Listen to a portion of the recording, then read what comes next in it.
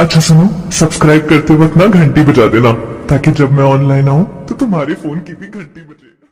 और आज की इस वीडियो लेक्चर में हम कक्षा 10 इंग्लिश के सेकंड चैप्टर का अध्ययन कर रहे हैं, जिसका नाम है Nelson Mandela long walk to freedom. इस चैप्टर में आगे बढ़ने से पहले मैं आपसे एक छोटा सा प्रॉमिस करता हूं कि जब ये वीडियो लेक्चर कंप्लीट होगा तो ये चैप्टर आपके लिए धुआं होने वाला है, यानी बहुत ही बारीकी से और बहुत सरल शब्दों में ये चैप्टर मैं आज आपको पढ़ाने वाला हूं। और आज के बाद ये चैप्टर आपके लिए बहुत ही ज़्यादा आसान हो जाएगा। देखिए, बहुत सारे लोगों ने आपसे कहा होगा कि कक्षा 10 का ये जो चैप्टर है ये सबसे ज़्यादा कठिन है, बट वास्तविकता ये है कि इस चैप्टर में जो शब्द यूज किए गए हैं उनसे आप अभी तक अपरिचित थे। ठीक है, तो ध्यान से समझिएगा। हर एक चीज़ मैं बारीकी से समझाने वाला हूँ और कुछ ऐसे शब्द होंगे जिनके बारे में आप पहली बार सुनेंगे। ठीक है, तो चलिए सबसे पहले चैप्टर के नाम की बात करें तो कहते हैं नेल्सन मंडेला। नेल्सन मंडेला एक व्यक्ति का नाम है जो इस कहानी के हीरो हैं और उनका नाम है नेल्सन मंडेला। जैसे मेरा नाम अमित दुबे हो सकता है, आपका नाम राहुल तिवारी, अंकित दुबे, कुछ भी हो सकता है। तो उसी तरह से नेल्सन मंडेला एक व्यक्ति का नाम है। और लॉन्ग वॉक यानी लंबी यात्रा या लंबा संघर्ष टू फ्रीडम। फ्रीडम मतलब होता है स्वतंत्रता या आज़ादी, तो आज़ादी के लिए लंबा संघर्ष। ठीक है, तो नेल्सन मंडेला का आज़ादी के लिए लंबा संघर्ष, ये इस चैप्टर का नाम है। चैप्टर में आगे चलेंगे, लेकिन आगे बढ़ने से पहले आपको एक चीज़ और समझनी होगी कि दक्षिण अफ्रीका में यानी साउथ अफ्रीका में आज से बहुत समय पहले एक प्रथा थी जिसको बोलते थे रंग भेदी प्रथा। ठीक है, इसमें क्या होता था कि जो गोरे लोग होते थे, आपने देखा होगा इंग्लिश फिल्मों में कि दो तरह के लोग होते हैं। एक तो गोरे होते हैं बहुत ही ज़्यादा, यानी वो एक तरह से उनकी चमड़ी का जो कलर होता है वो सफ़ेद होता है। और एक लोग होते हैं जो काले होते हैं, यानी उनकी चमड़ी का कलर जो होता है वो एकदम से काला होता है। तो साउथ अफ्रीका के जो गोरे लोग थे उनका ये मानना था कि वो लोग श्रेष्ठ हैं। ठीक है, और वो लोग क्या करते थे कि जो काले लोग हैं वो उनको सताते थे, उनका शोषण करते थे। ठीक है, जैसे हमारे यहाँ पे ही कुछ साल पहले अंग्रेज़ों का राज था, तो अंग्रेज हो गए गोरे लोग और हम लोग हो गए काले लोग। ठीक है, तो वो अंग्रेज लोग क्या करते थे कि हमारा शोषण करते थे, हमारी ज़मीनों को हड़प लेते थे, हमें खाने के लिए भी नहीं देते थे, वो सारी चीज़ें हुआ करती थी। ठीक इसी प्रकार साउथ अफ्रीका में भी रंग भेदी प्रथा थी। ठीक है, श्वेत लोगों ने अश्वेत लोगों को, अश्वेत यानी काले लोग, श्वेत मतलब सफ़ेद लोग, ठीक है, गोरे लोग, तो श्वेत लोगों ने अश्वेत लोगों को बहुत ज़्यादा परेशान किया था, बहुत ज़्यादा उनका शोषण किया था। ठीक है, उनके हितों का हनन किया था, उनके अधिकारों का हनन किया था। तो इसके लिए नेल्सन मंडेला और उनकी टीम यानी बहुत सारे लोगों ने संघर्ष किया था। जैसे हमारे यहाँ महात्मा गांधी, चंद्रशेखर आज़ाद जी और भगत सिंह जी, बहुत सारे लोग थे ना, सुभाष चंद्र बोस जी, बहुत सारे लोगों ने संघर्ष किया था, तब जाके आज़ादी मिली थी। तो ठीक उसी प्रकार बहुत सारे लोगों ने संघर्ष किया आज़ादी के लिए, ताकि गोरे लोग और काले लोग सबको समान अधिकार मिले। तो ठीक उसी यानी उन संघर्ष करने वाले लोगों की गिनती में नेल्सन मंडेला का नाम भी आता है। ठीक है, अब आगे चलेंगे। देखिए, अब ये कहानी क्या है, कहाँ से शुरू होगी। इस कहानी में नेल्सन मंडेला इलेक्शन जीत चुके हैं।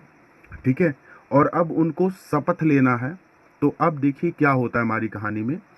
यानी सीधा सीधा बात यहाँ पे ये है कि नेल्सन मंडेला ने बहुत ज़्यादा लंबा संघर्ष किया आज़ादी के लिए, ताकि उनको अधिकार मिले, क्योंकि नेल्सन मंडेला भी एक काले व्यक्ति थे। ठीक है, और वो फिर इलेक्शन जीत जाते हैं और इलेक्शन के बाद क्या होता है वो सारी चीज़ें यहाँ पे अब बताई जाएंगी। तो सीधा यहाँ पे देखें, मेरी बुक राजीव प्रकाशन की है और इलाहाबाद के किसी भी क्षेत्र में ये बुक आपको बहुत आसानी से मिल जाएगी। अगर आप NCERT पैटर्न से पढ़ रहे हैं, यानी आपके विद्यालय में NCERT पैटर्न लागू है, तो आप किसी भी पुस्तक से पढ़ सकते हैं। ये चैप्टर आपको आपकी पुस्तक में मिल जाएगा। ठीक है, तो यहाँ से बिफोर यू रीड है, इसको नहीं पढ़ना है। अबाउट द ऑथर की बात करें तो ये पूरा का पूरा चैप्टर नेल्सन मंडेला के बारे में ही है। देख सकते हैं आप, इसके लेखक हैं नेल्सन रोहिलाल मंडेला। ठीक है, और अबाउट द लेसन आपको बिल्कुल नहीं समझना अभी, क्योंकि इस चैप्टर को पढ़ते पढ़ते आप समझ जाएंगे। चलिए चैप्टर पर चलते हैं।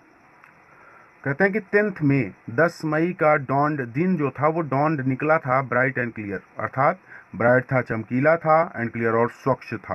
तो 10 मई डॉन्ड, 10 मई की जो सुबह थी या दिन था, 10th में dawned, 10 मई का दिन, 10th में यानी 10 मई, dawned मतलब दिन, ब्राइट मतलब चमकीला, एंड मतलब और, क्लियर मतलब स्वच्छ या साफ। तो 10 मई का दिन चमकीला और साफ था। For the past few days, देखिए for the past few days, past मतलब पिछले, फ्यू मतलब कुछ, डेज मतलब दिनों से, तो पिछले कुछ दिनों से I had been pleasantly, pleasantly मतलब होता है प्रसन्नतापूर्वक, तो मैं प्रसन्नतापूर्वक बिसाइज्ड घिरा हुआ था by dignitaries and world leaders. Dignitaries यानी गणमान्य लोगों से, अर्थात ऐसे लोग जिन्होंने, जो उनके साथ थे, जैसे जो पार्टी के लोग होते हैं जो आपके पक्ष में होते हैं, वो आपको घेर लेते हैं जब आप इलेक्शन जीत जाएं तो, ठीक है। तो विजय पाने वाले के चारों ओर लोग इकट्ठा हो जाते हैं, तो डिग्नेटरीज मतलब गणमान्य, ठीक है। एंड वर्ल्ड मतलब होता है दुनिया, संसार, लीडर मतलब नेता।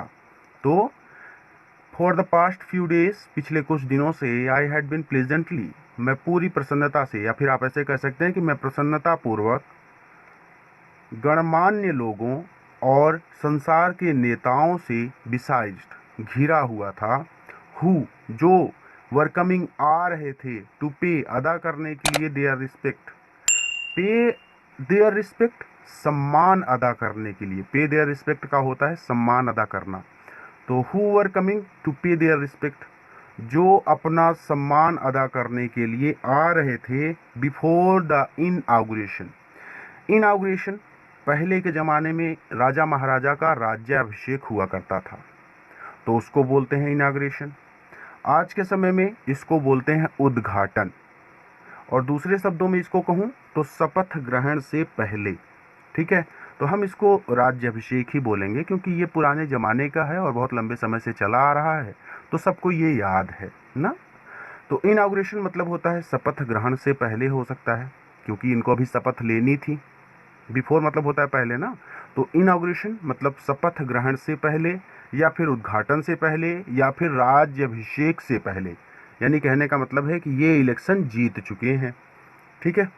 तो इसको ऐसे कह सकते हैं कि 10th May dawn bright and clear, 10 मई का दिन चमकीला और स्वच्छ था, और पिछले कुछ दिनों से मैं प्रसन्नतापूर्वक लोगों, आप चाहें तो गणमान्य ना कह के आप सीधा सीधा कह सकते हैं लोगों और संसार के नेताओं से घिरा हुआ था, जो अपना सम्मान अदा करने के लिए आ रहे थे उद्घाटन से पहले, शपथ ग्रहण से पहले, या आप सीधा सीधा कह सकते हैं राज्याभिषेक से पहले। तीन तीन बता दिए, जो याद हो जाए वो बोल दो, सब सही है। तो शपथ ग्रहण से पहले, क्लियर है। द इनॉग्रेशन, ये शपथ ग्रहण समारोह, would be the largest gathering, इस, देखिए क्या कह रहे हैं, बहुत बड़ी बात करें कि द इनॉग्रेशन यानी इस शपथ ग्रहण समारोह में, या फिर इस उद्घाटन में, या फिर इस राज्याभिषेक में, तो वुड बी लार्जेस्ट, लार्जेस्ट मतलब होता है सबसे ज़्यादा, गैदरिंग मतलब इकट्ठा हो रहे थे, सबसे ज़्यादा इकट्ठा हो रहे थे, एवर मतलब पहली बार, तो पहली बार इतनी ज़्यादा मात्रा में इकट्ठा हो रहे थे इंटरनेशनल लीडर्स। इंटरनेशनल लीडर्स मतलब होता है अंतर्राष्ट्रीय नेता, on South Africa soul, south मतलब दक्षिण, अफ्रीका मतलब अफ्रीका, सोल मतलब धरती पर, तो South Africa soul, South Africa की मिट्टी पर, या साउथ अफ्रीका की ज़मीन पर, या साउथ अफ्रीका की धरती पर, या साउथ अफ्रीका की भूमि पर, जो याद हो वो बोलो, बहुत ज़्यादा इजी चैप्टर है, ठीक है।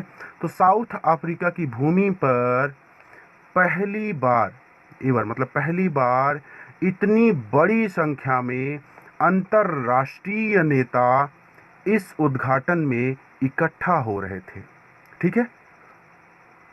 देखो बेटा, हिंदी जो है नीचे ना, इस पर गलती से भी मत जाना, नहीं तो बहुत ज़्यादा डाउट आएंगे, पूरा का पूरा भूल जाओगे। ये बुक की गलती है, मैं इसका पूरा विरोध करता हूँ कि हिंदी नहीं देनी चाहिए थी यहाँ पे। चलिए, द सेरेमनीज टुक प्लेस, ये जो सेरेमनी थी, ये जो समारोह था, टुक प्लेस ये हो रहा था इन लवली, सुंदर सैंडस्टोन से बने एम्पी थिएटर में। एम्पी थिएटर मतलब रंगशाला।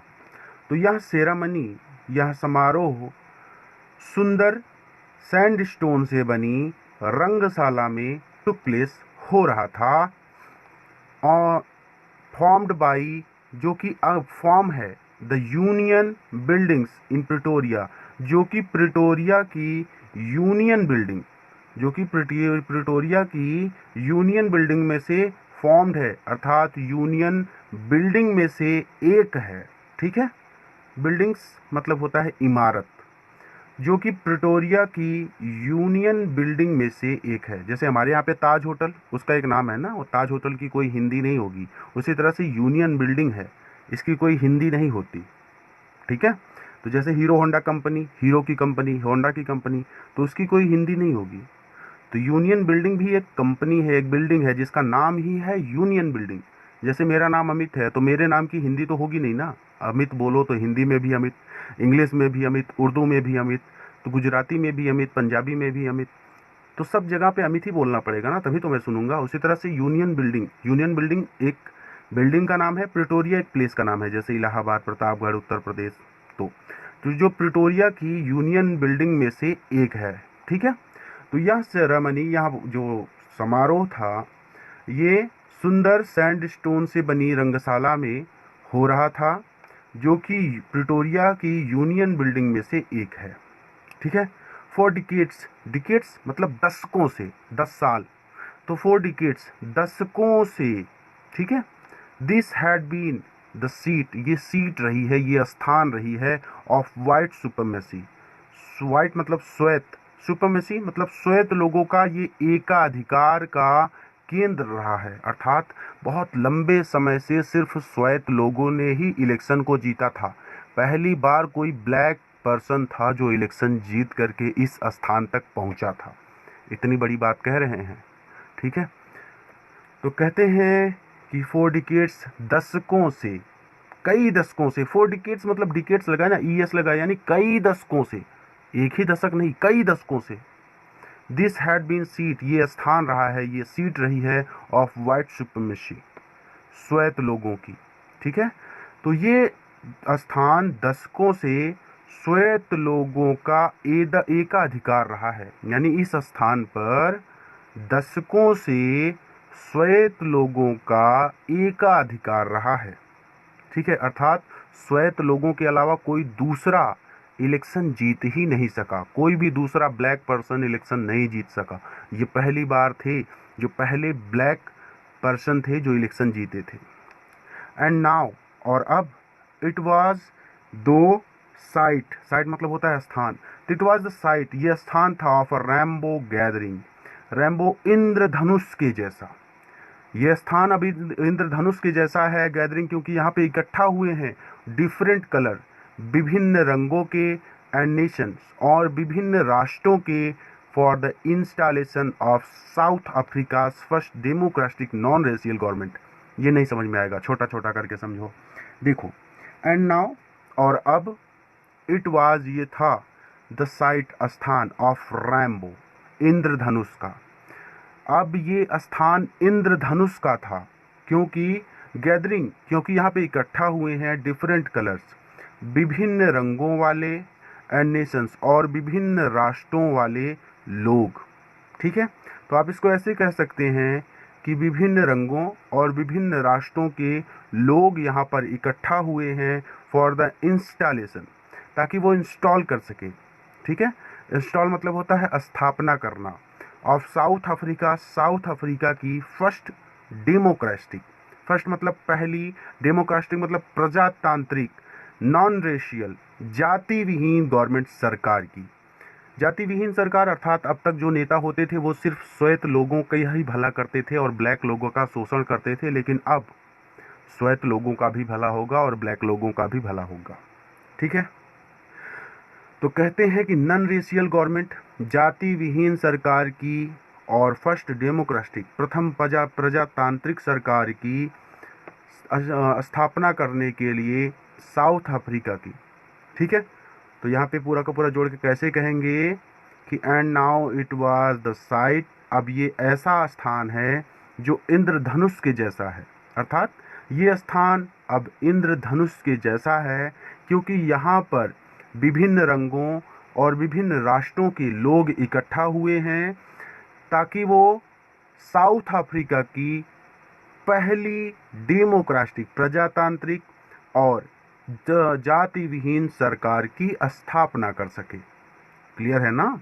कि अब यहाँ स्थान इंद्रधनुष के जैसा हो गया है, क्योंकि यहाँ पे विभिन्न रंगों और विभिन्न राष्ट्रों के लोग इकट्ठा हुए हैं ताकि वो साउथ अफ्रीका की पहली प्रजातांत्रिक और जाति विहीन सरकार की स्थापना कर सकें। आगे चलें। अब इसके आगे ये जो लिखा है, Mandela becomes south Africa first black president. Mandela बनते हैं साउथ अफ्रीका के पहले black president. Mandela south Africa के पहले ब्लैक प्रेसिडेंट बनते हैं। ठीक है, तो ये एक न्यूज़पेपर था और उसमें ये लेख निकाला गया था। तो इससे कोई भी प्रश्न आपसे नहीं पूछा जाएगा, ये बस ऐसे ही दे दिया गया है एग्जाम्पल के लिए। आप चाहें तो इसे पढ़ सकते हैं, आप चाहें तो इसे छोड़ सकते हैं। ठीक है, अगर आपको पढ़ना हो तो आप पढ़ लीजिएगा, यहाँ से कोई भी क्वेश्चन आपसे नहीं पूछा जाएगा। आगे कहते हैं एक्टिविटी है, तो इसको भी नहीं पढ़ना है क्योंकि इससे हमें कोई लेना देना नहीं है, ये बस बीच में आ गया है बस। आगे चलेंगे, ध्यान से समझिए, दो चीज़ें छोड़ देनी है। एक, ये न्यूज़पेपर का जो पार्ट है इसको नहीं पढ़ना, यहाँ से कुछ भी नहीं पूछा जाएगा, और ये एक्टिविटी भी छोड़ देनी है, बस बीच में डाल दिया है इसको ज़बरदस्ती बस। तो ये महोदय हैं नेल्सन मंडेला, इनकी फ़ोटो लगाई गई यहाँ पे। कहते हैं कि on that lovely autumn day, on that उस लवली सुंदर एटमन पतझड़ ऋतु के दिन। ठीक है, एटमन मतलब होता है पतझड़ ऋतु। तो उस दिन या फिर उस सुंदर पतझड़ ऋतु के दिन आई वॉज अकम्पनीड, मैं साथ था, बाय माई डॉटर जेनानी, अपनी बेटी जेनानी के। तो उस सुंदर एटमन डे, पतझड़ ऋतु के दिन मैं अपनी बेटी जेनानी के साथ था। ऑन द पोडियम, और पोडियम पर, प्लेटफॉर्म पर या मंच पर, mister de Klerk was first श्वान। तो mister de Klerk was first, पहली शपथ, श्वान मतलब होता है शपथ, फर्स्ट मतलब पहली।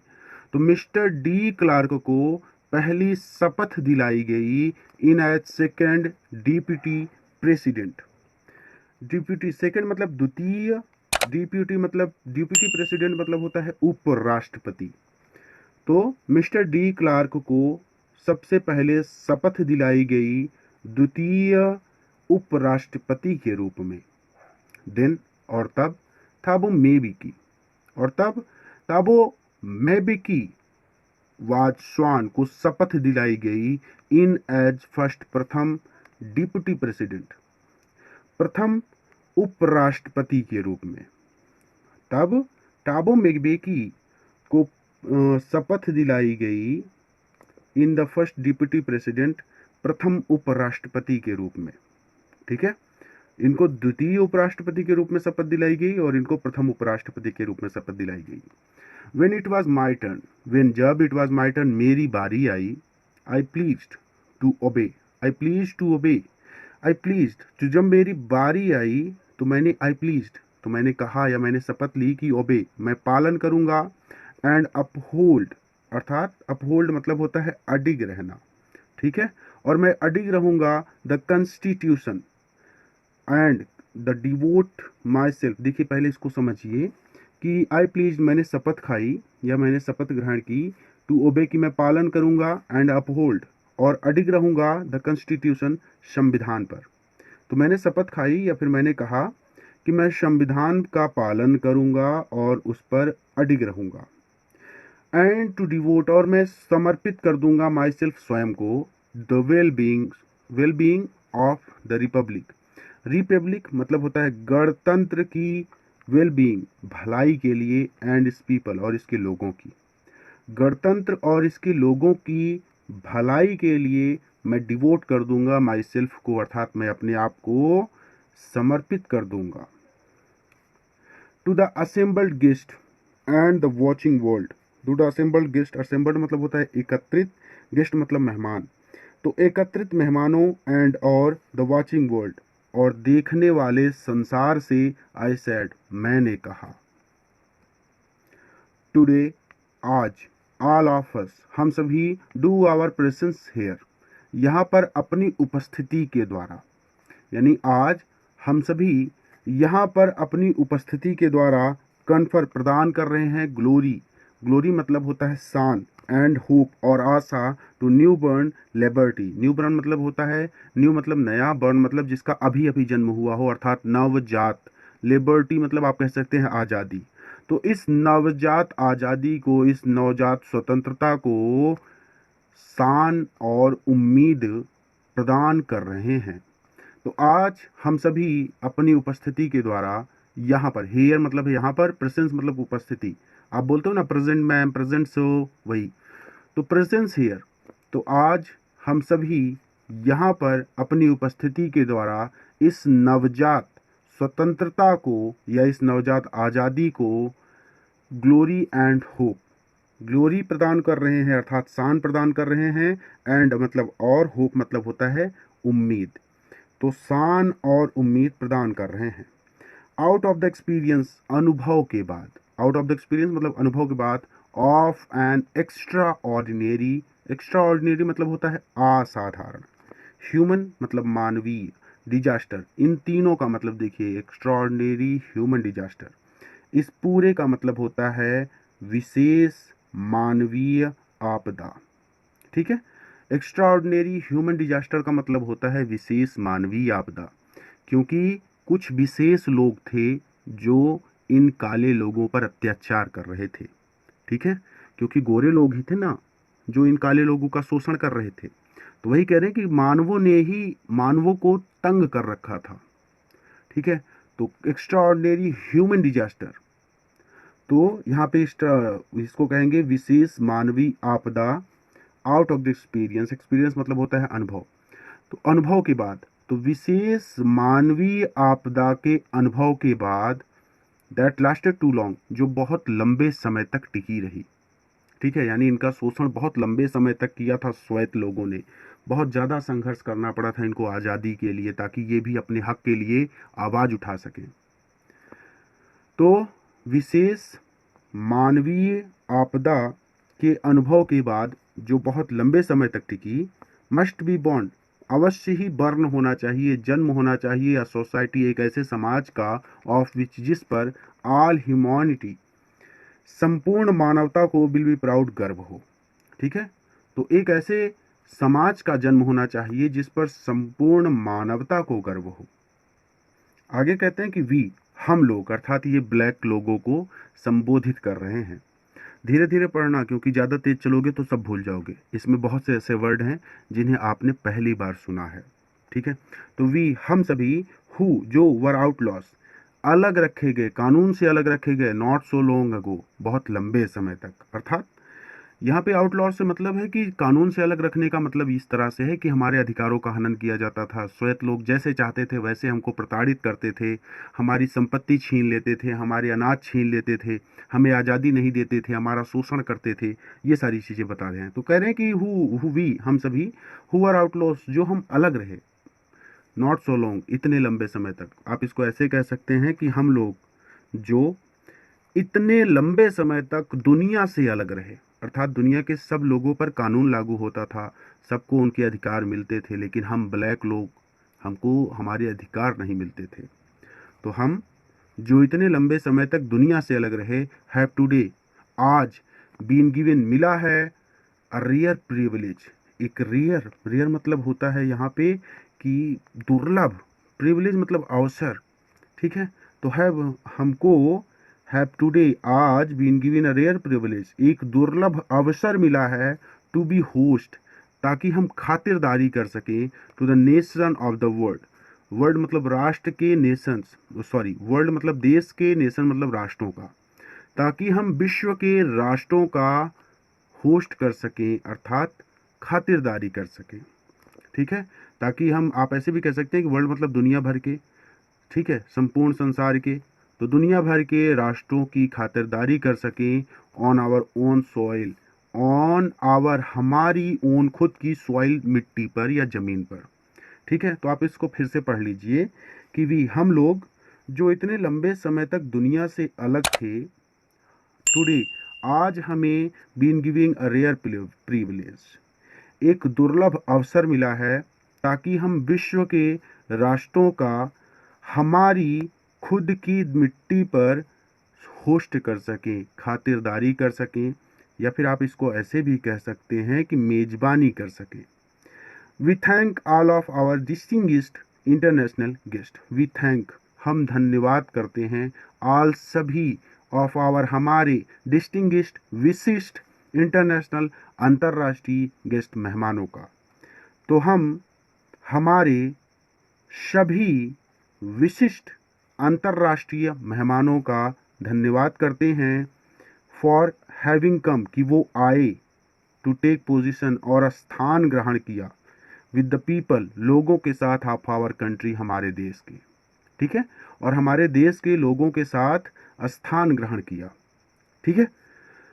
तो यहाँ पे फिर से देख लीजिए, वी थैंक ऑल, हम धन्यवाद कहते हैं हमारे सभी विशिष्ट अंतर्राष्ट्रीय मेहमानों का कि वो आए और हमारे लोग, देश के लोगों के साथ स्थान ग्रहण किया, ऑफ व्हाट इज, जो कि वास्तव में after all a common victory, एक विजय है, फॉर जस्टिस, न्याय के लिए, फॉर पीस, शांति के लिए, फॉर ह्यूमन डिग्निटी, और मानवीय शान के लिए, जो कि वास्तव में जस्टिस, न्याय के लिए, शांति के लिए और मानवीय शान के लिए एक कॉमन विक्ट्री है, विजय है।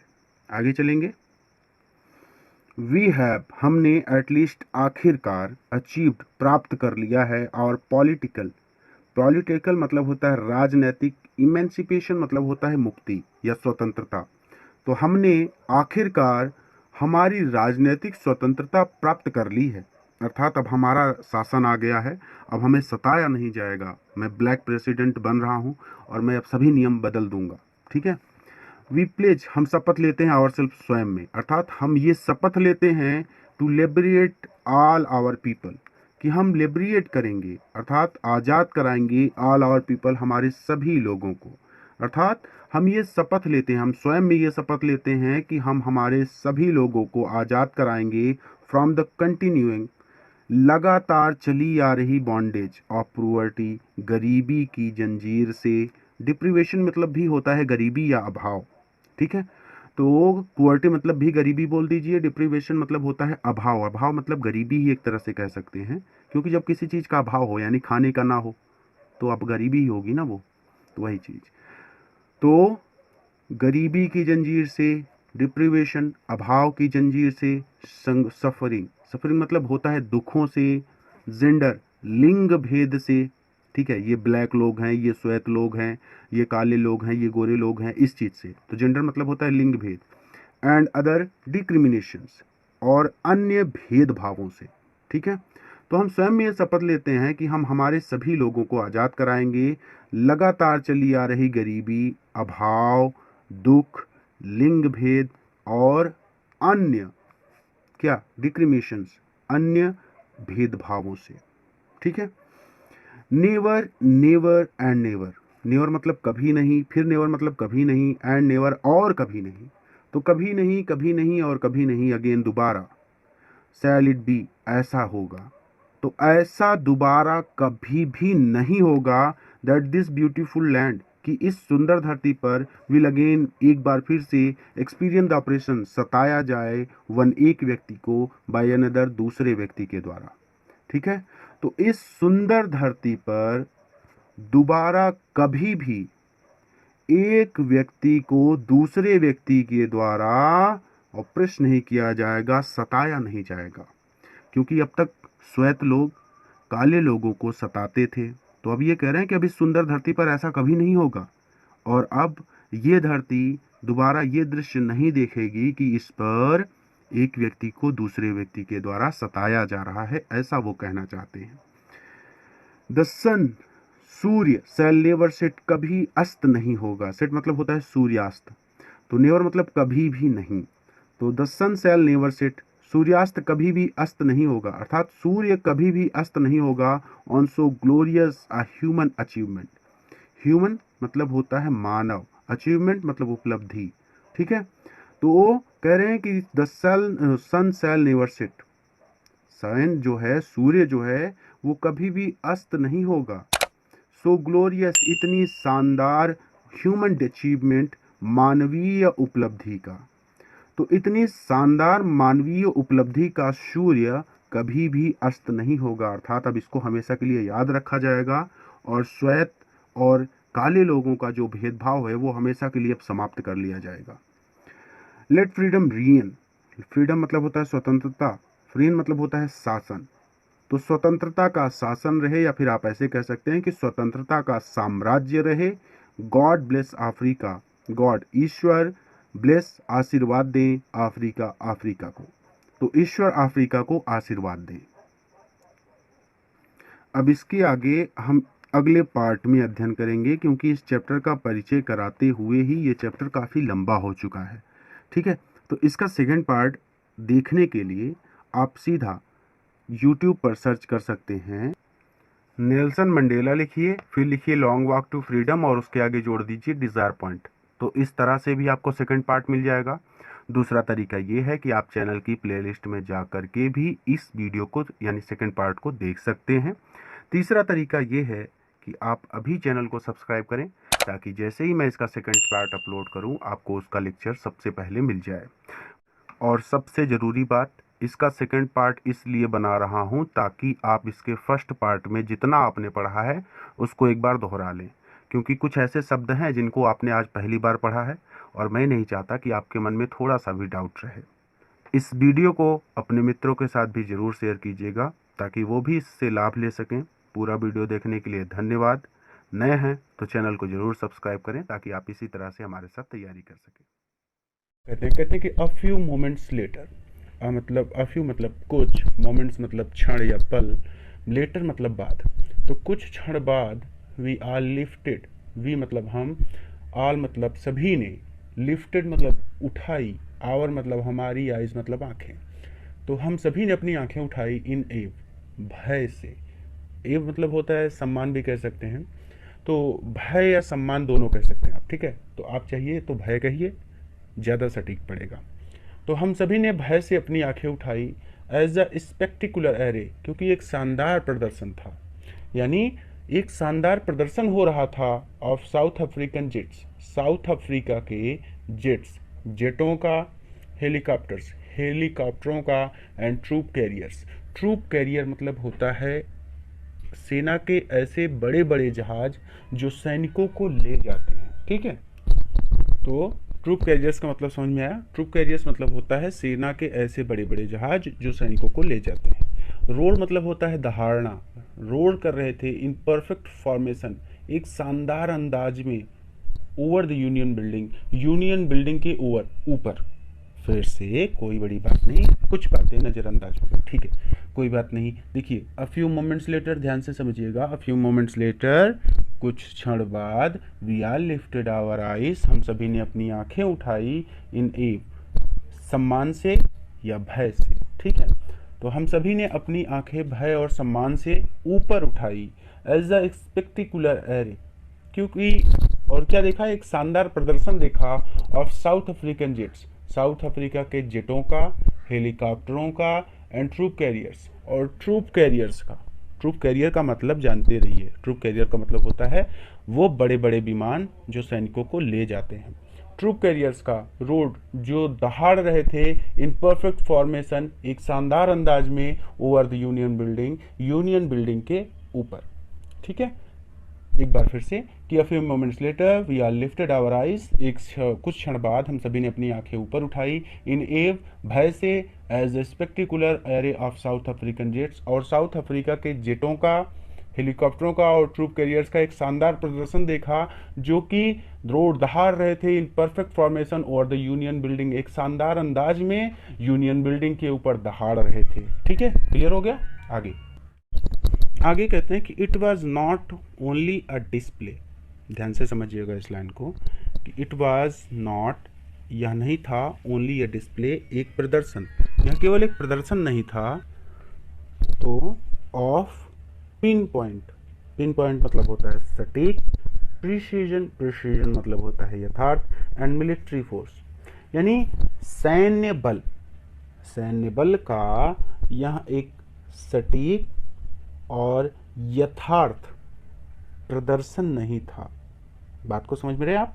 देखिए कहते हैं कि it was not only A display, यह केवल एक प्रदर्शन नहीं था ऑफ पिन पॉइंट, सटीक, प्रिसीजन, यथार्थ, एंड मिलिट्री फोर्स, यानी सैन्य बल का यहाँ सटीक और यथार्थ प्रदर्शन नहीं था, बल्कि बल्कि अ डेमोस्ट्रेशन, डेमोस्ट्रेशन मतलब होता है प्रमाण था, बल्कि यह एक प्रमाण था of the military loyalty, apostrophe S लगा है, यानी मिलिट्री की यानी सेना की लॉयल्टी, निष्ठा का, यहाँ सेना की निष्ठा का एक प्रमाण था टू डेमोक्रेसी, डेमोक्रेसी मतलब होता है प्रजातंत्र के प्रति, यहाँ सेना की निष्ठा का प्रजातंत्र के प्रति एक प्रमाण था, टू अ न्यू गवर्नमेंट, और उस नई गवर्नमेंट, नई सरकार के प्रति निष्ठा का प्रमाण था, दैट हैड बीन फ्रीली, जो कि फ्रीली स्वतंत्रता से एंड फेयरली और सही तरीके से इलेक्टेड, चुनी गई थी।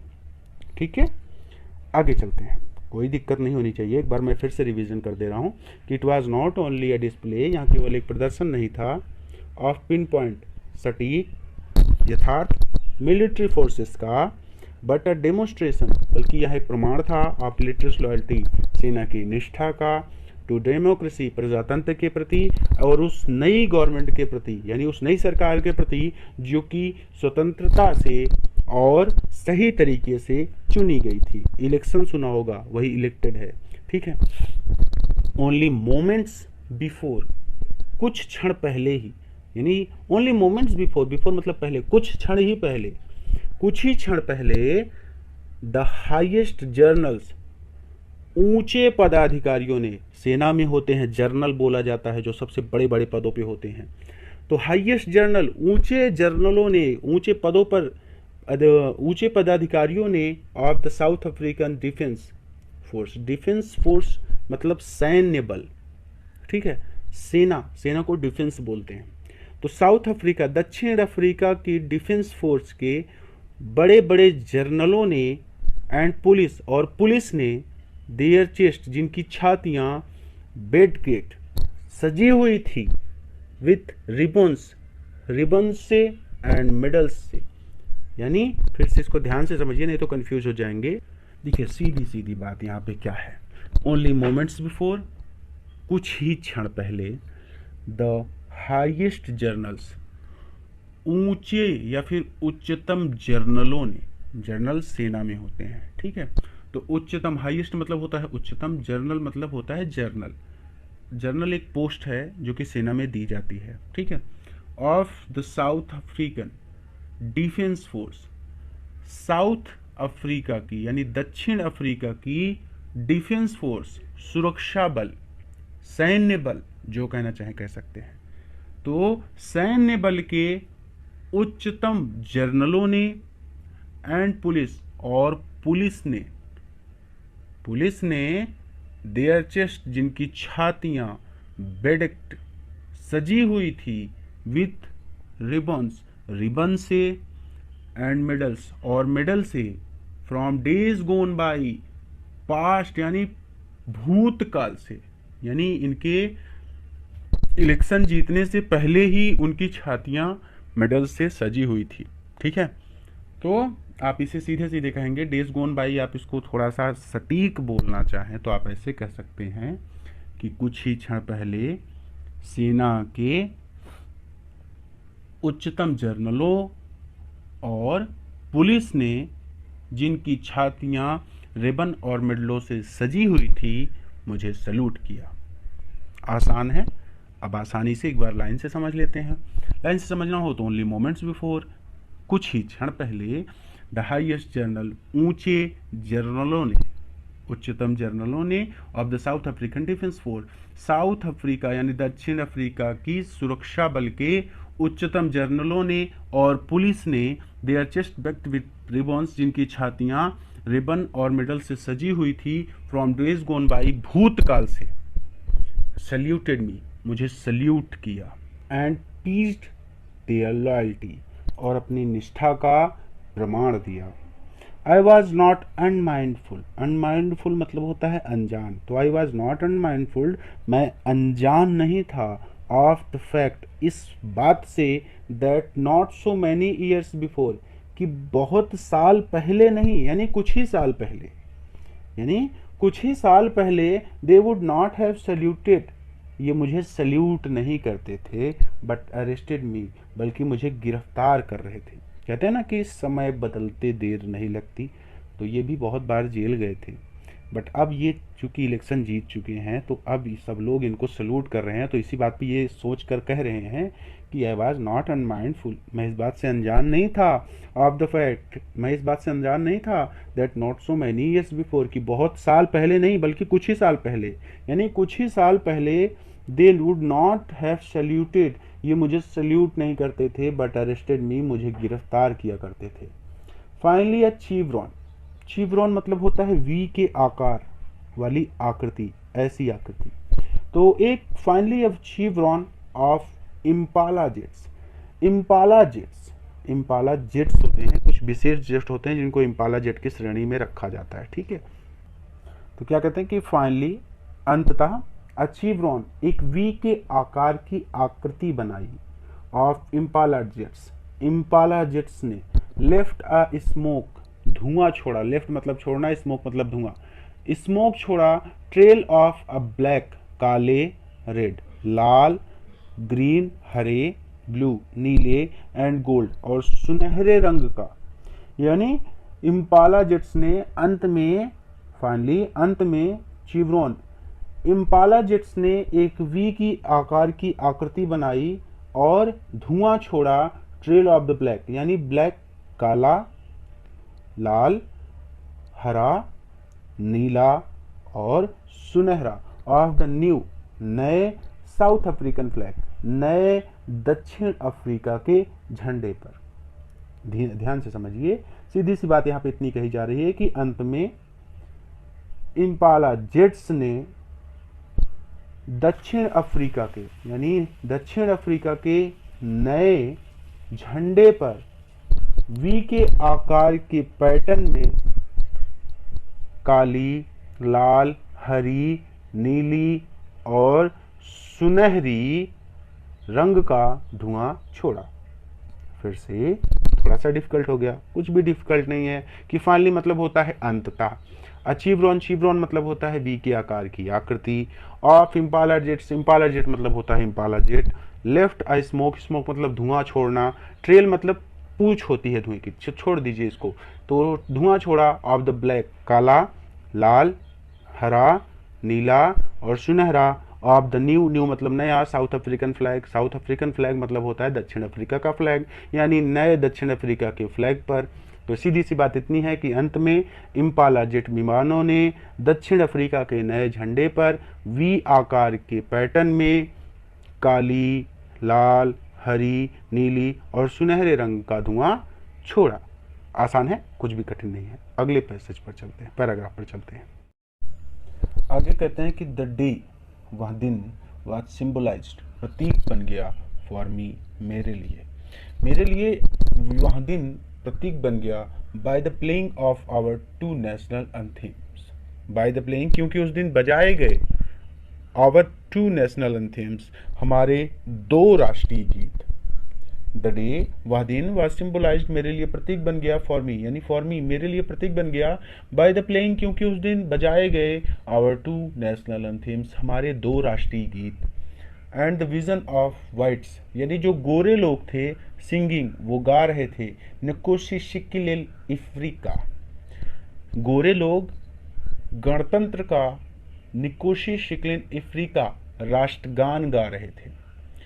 यानी जो गोरे लोग राष्ट्रगान गा रहे थे, जैसे हम लोग गाते हैं, तो वो लोग क्या गा रहे थे, नकोशी शिकिल अफ्रीका, एंड द ब्लैक्स, और जो काले लोग राष्ट्रगान गा रहे थे वो था Die Stem, the old anthem of the republic, republic मतलब होता है गणतंत्र, गणतंत्र का पुराना राष्ट्रगान गा रहे थे जो था डाई स्टिम। यानी काले लोग, क्योंकि उन्हें बहुत लंबे समय तक सारी सुख सुविधा से दूर रखा गया था, तो वो लोग पुराना ही राष्ट्रगान जानते थे जो था डाई स्टिम, और जो गोरे लोग थे ये सुपरमेसी थे, यानी ज़्यादातर पावर्स ये अपने पास रखते थे, ये अपने आप को श्रेष्ठ समझते थे, इसलिए ये लोग नया वाला राष्ट्रगान गा रहे थे जो था नकोशी शिकिल अफ्रीका। आसान सी बात है, सीधी सी बात ये है कि दो राष्ट्रगान थे, एक जो गोरे लोग गा रहे थे और एक जो काले लोग गा रहे थे। जो गोरे लोग गा रहे थे वो नकोशी शिकिल अफ्रीका था और जो काले लोग गा रहे थे वो डाई स्टिम था। ठीक है, the old anthem of the republic, Republic यानी गणतंत्र का पुराना राष्ट्रगीत। आल्दो, यद्यपि, दैट डे, उस दिन, नेदर ग्रुप, नाइदर ग्रुप यानी दोनों ग्रुप में से कोई भी ग्रुप न्यू जानता था the lyrics of the anthem, यानी राष्ट्रगान का लिरिक्स, यानी लिरिक्स मतलब होता है शब्द, लय भी बोल सकते हैं, ठीक है। तो यहाँ पे कहने का मतलब ये है कि सीधे सीधे कहना चाहते हैं कि आल्दो यद्यपि दैट दे उस दिन नादर ग्रुप कोई भी ग्रुप न्यू नहीं जानता था द लिरिक्स लय को of anthem of the anthem, यानी राष्ट्रगान की सह लय को नहीं जानता था। दे वंस डिस्पाइस्ड, डिस्पाइस्ड मतलब होता है निम्न स्तर का, उन्हें निम्न स्तर का समझा गया था, यानी जिन्हें निम्न स्तर का समझा गया था, दे वुड वे लोग, वुड सून जल्द ही, नो याद कर लेंगे, the words by heart in शब्दों को दिल से याद कर लेंगे, यानी जिन लोगों को निम्न स्तर का समझा गया था वो लोग जल्द ही इन शब्दों को दिल से याद कर लेंगे, ठीक है, यानी सब लोग राष्ट्रगान याद कर लेंगे, ठीक है। फिर से देख लीजिए कि the old anthem of Republic ये हो गया था। आल्दो दैट डे यद्यपि उस दिन नाइदर ग्रुप न्यू कोई भी ग्रुप नहीं जानता था the lyrics of the anthem राष्ट्रगान के लय को, दे वंस डिस्पाइट और जिन लोगों को निम्न स्तर का समझा गया था, they would soon know the words by heart वो लोग जल्द ही इन शब्दों को दिल से याद कर लेंगे, ठीक है। आगे कहते हैं कि on the day of the inauguration, यानी कि on the day of the inauguration यानी शपथ ग्रहण समारोह के दिन, आई वॉज ओवरवेल्म्ड, ओवरवेल्म्ड मतलब बहुत ज़्यादा प्रसन्न या फिर ओत प्रोत, ठीक है, मैं बहुत खुश था, with the sense of history यानी इतिहास की भावना से, इतिहास की भावना से मैं बहुत ज़्यादा प्रसन्न था, ओत प्रोत था। देखिए कहते हैं कि in the first decade, decade मतलब होता है दशक, तो इन द फर्स्ट डिकेड प्रथम दशक में ऑफ द 20th सेंचुरी 20वीं शताब्दी के प्रथम दशक में, a few years after the bitter Anglo Boer war, Anglo Boer war के बिटर बिटर मतलब भयंकर एंग्लो बोर वार के कुछ साल बाद, एंड बिफोर बिफोर मतलब पहले, माई ओन बर्थ और मेरे जन्म के पहले। देखिए क्या कहते हैं, इस लाइन को ध्यान से समझिए कि in the first decade of 20th century 20वीं सदी के प्रथम दशक में, अ फ्यू ईयर्स आफ्टर कुछ वर्ष बाद, द बिटर एंग्लो बोर वार भयंकर एंग्लो बोर वार यानी भयंकर एंग्लो बोर युद्ध के कुछ वर्ष बाद, and before my own birth और मेरे जन्म के कुछ साल पहले। बात को आप समझ पा रहे हैं, यानी युद्ध आज हुआ और इनका जन्म आज हुआ, तो इसके बीच में यानी युद्ध के बाद और इनके जन्म से पहले, ठीक है। द वाइट स्किन्ड पीपल सफ़ेद चमड़ी वाले लोगों ने ऑफ साउथ अफ्रीका दक्षिण अफ्रीका के, पैच्ड अप देयर डिफरेंसेस अपने झगड़ों को सुलझा लिया। द वाइट स्किन पीपल गोरी चमड़ी वाले लोगों ने साउथ अफ्रीका यानी साउथ अफ्रीका के गोरी चमड़ी वाले लोगों ने पैच्ड अप देयर डिफरेंसेस अपने झगड़ों को सुलझा लिया, एंड इरेक्टेड और बना ली, अ सिस्टम एक व्यवस्था बना ली, ऑफ रेशियल डोमिनेशन यानी एक रंग भेदी प्रणाली बना ली, अगेंस्ट विरुद्ध द डार्क स्किन पीपल काले लोगों काली चमड़ी वाले लोगों के खिलाफ, यानी काली चमड़ी वाले लोगों के खिलाफ गोरी चमड़ी वाले लोगों ने एक रंग भेदी प्रणाली बना ली, ऑफ देयर ओन लैंड उनकी खुद की धरती पर, यानी काले लोगों की खुद की धरती पर गोरे लोगों ने एक रंग भेदी प्रथा उनके विरुद्ध बना ली थी। आसान सी बात है, कुछ भी बड़ी बात नहीं है। हाँ कि शब्दों को समझना थोड़ा सा कठिन है क्योंकि आपका स्तर छोटा है, बट अगर आप इसे ध्यान से समझे तो इसमें कुछ भी नहीं है। देखिए सीधा सीधा इन्होंने कहा कि in the first decade, decade मतलब दशक, ऑफ 20th सेंचुरी 20वीं सदी के प्रथम दशक में, a few years after the bitter Anglo war, bitter Anglo war Anglo Boer war तो भयंकर एंग्लो बोर युद्ध के कुछ वर्ष बाद, and before my own birth और मेरे जन्म के कुछ वर्ष पहले, द वाइट स्किन पीपल गोरे लोगों ने, of south Africa, south Africa के गोरे लोगों ने पैच्ड अप देयर डिफरेंसेस, अपने झगड़ों को सुलझाया, and erect system of racial domination, और एक रंग भेदी प्रणाली को स्थापित कर दिया विरुद्ध द डार्क स्किन पीपल, काले लोगों के विरुद्ध, ऑफ देयर ओन लैंड, उनकी खुद की धरती पर। द स्ट्रक्चर, और ये जो ढांचा था, दे क्रिएटेड, जो उन्होंने बनाया था, और ये जो ढांचा यानी जो व्यवस्था उन लोगों ने बनाई थी, गोरे लोगों ने जो व्यवस्था बनाई थी, of created formed the basic, इसका आधार क्या था? इसका आधार था वन ऑफ द हार्सेस्ट, हार्सेस्ट मतलब होता है सबसे कठोर, मोस्ट इनह्यूमेन, सबसे निर्दयी, सोसाइटीज, समाज, इसका आधार सबसे कठोर और सबसे निर्दयी समाज था, the world has ever known, जिसे संसार कभी जानता था। यानी संसार में जाने जाने वाले सबसे निर्दयी, सबसे कठोर समाज इसका आधार था। किसका आधार था? वो जो ढांचा, वो जो रंग भेदी प्रणाली बनाई गई थी, उसका आधार संसार के द्वारा जाने जाने वाले सबसे कठोर, सबसे निर्दयी और सबसे समाज। फिर से मैं थोड़ा सा, यहाँ पे लाइन है, ये लाइन है, देखिए, the structure of the created form the basic of one of the harshest most inhuman society the world has ever known. The world मतलब संसार, हैज एवर नोन यानी संसार जिसे जानता था, यानी संसार जिसे जानता था, द स्ट्रक्चर यह ढांचा, दे हैड क्रिएटेड जो उन्होंने बनाया था, यानी गोरे लोगों ने जो ढांचा बनाया था, द बेसिक इसका आधार था, ऑफ वन ऑफ द हार्सेस्ट सबसे कठोर, मोस्ट इनह्यूमन सबसे निर्दयी, सोसाइटी समाज, इसका आधार सबसे कठोर और सबसे निर्दयी समाज था, the world has ever known जिसे यह संसार जानता था। ठीक है, आगे चलते हैं।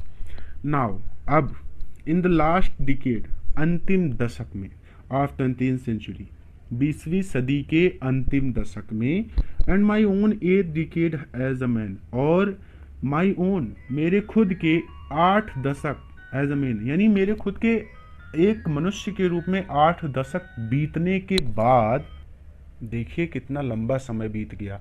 खुद क्या बोल रहे हैं कि my own 8 decade as a man, मेरे खुद के एक मनुष्य के रूप में 8 दशक बीत चुके हैं। यानी मेरे खुद के, मेरे स्वयं के एक मनुष्य के रूप में 8 दशक बीतने के बाद, द सिस्टम, यहाँ system had been not unmindful of overturn, overturn मतलब पलट दिया गया है। अब यहाँ सिस्टम पूरी तरह से पलट दिया गया है, फॉरएवर हमेशा के लिए, एंड रिप्लेस्ड और रिप्लेस यानी इसका स्थान ले लिया है, बाय वन एक ऐसी प्रथा ने, एक ऐसी व्यवस्था ने, दैट रिकॉग्नाइज्ड जो पहचानती है, द राइट्स अधिकारों को, एंड फ्रीडम और स्वतंत्रता को, ऑफ ऑल सभी की। और अब इसका स्थान एक ऐसी व्यवस्था ने ले लिया है जो सभी के अधिकारों और स्वतंत्रता को पहचानती है। पीपल, पीपल मतलब होता है लोग, सभी लोगों के अधिकारों और स्वतंत्रता को पहचानती है। रिगार्डलेस, रिगार्डलेस मतलब होता है ध्यान में ना रखते हुए, of the colour of their skin, उनके चमड़ी के कलर को, उनके चमड़ी के रंग को ध्यान में ना रखते हुए। ठीक है, यानी अब सब कुछ सही हो गया है।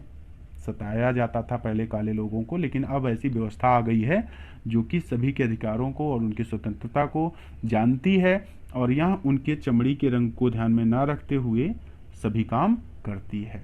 ठीक है, एक बार आप स्वयं से रिवीजन कर लेंगे, हो जाएगा, कोई दिक्कत। कहते हैं कि दैट डे, उस दिन, यानी वह दिन, हैड कम आया था, अबाउट थ्रू माध्यम से, द अनइमेजिनेबल अकल्पनीय सैक्रिफाइसेस बलिदानों के, यानी वह दिन अकल्पनीय बलिदानों के बाद आया था, ऑफ 1000 ऑफ माई पीपल, 1000 मतलब हजारों, ऑफ माई पीपल मेरे लोगों के, मेरे हजारों लोगों के अकल्पनीय बलिदानों के बाद, दैट डे हैड कम वह दिन आया था। मेरे हजारों लोगों के अकल्पनीय बलिदानों के बाद वह दिन आया था। पीपल वो लोग, हु सफरिंग जिनके कष्टों को, एंड करेज और साहस को, कैन नेवर बी काउंटेड कभी गिना नहीं जाएगा, और रिपेड और चुकाया नहीं जाएगा। यानी उन लोगों को जिनके कष्टों और साहस को कभी गिना नहीं जाएगा और ना ही चुकाया जाएगा।